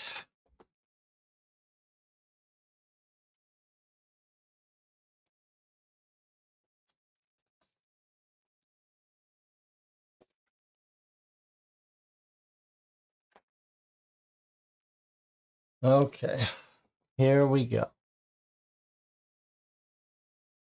You ready? I mean, if you really want to walk around and look around, we could. I'm feeling a little tired, and I feel like we got to go take our lumps, though.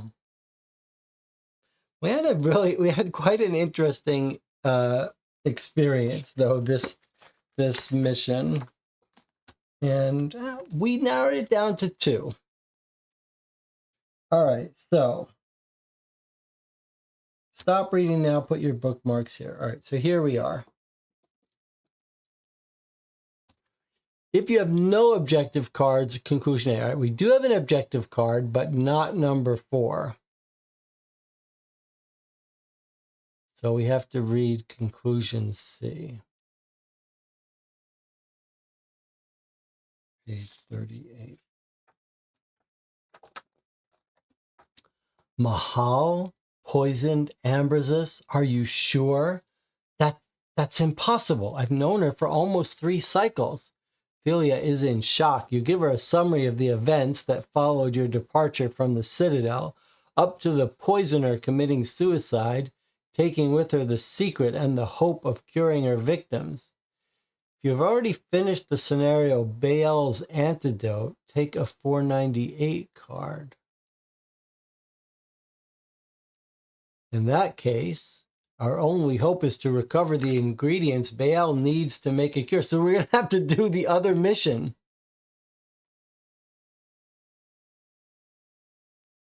We're going to have to do the mission that's not recommended for solo players. If there are fewer than 8 buildings, okay, we got plenty more than that, then there's bad morale. Otherwise, durant votre absence, you talk to several of the community members to ask about the events that occurred in your absence. Read 546. Okay, so we're going to have to do the other mission, and we're going to save Cece.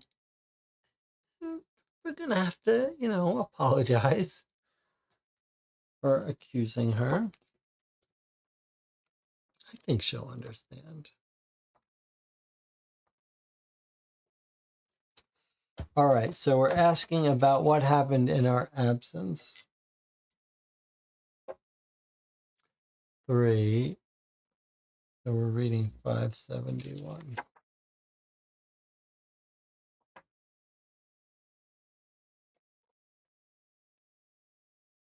Come with me to the vegetable gardens. I have something to show you, Jana says, grabbing a bag of fertilizer. If your provision scores 15 or higher, the crop's flourished. Take a 99. No, nothing. We should have brought those sheeps home, though. All right, so we got nothing from this.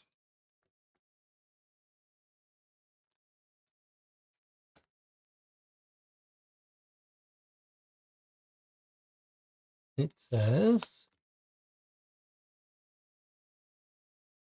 you have finished the healer's antidote. Now clean up and go back to do the mission from this page. We're basically doing this mission next because we messed up this one. We have to do this one.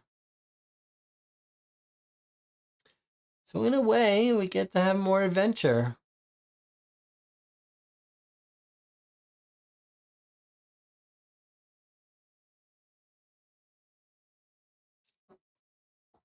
The lands of the Amber Knight bring us nothing but failure.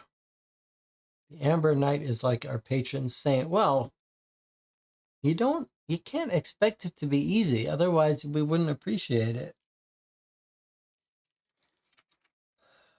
Well, I mean, if we had accused that Mahal woman, well, it would have been fun to get it right. But how we didn't know. We didn't know that they didn't have some other meal. Yeah, do let us know if you got that right. You could see how someone would say, okay, well, it had to be someone who cooked the meal. It's okay. It's a game.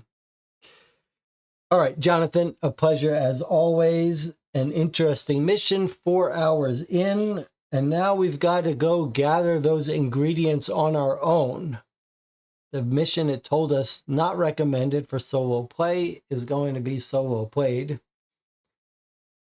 But we have a longer adventure now. Nothing wrong with that. All right. I'll see you on the next video.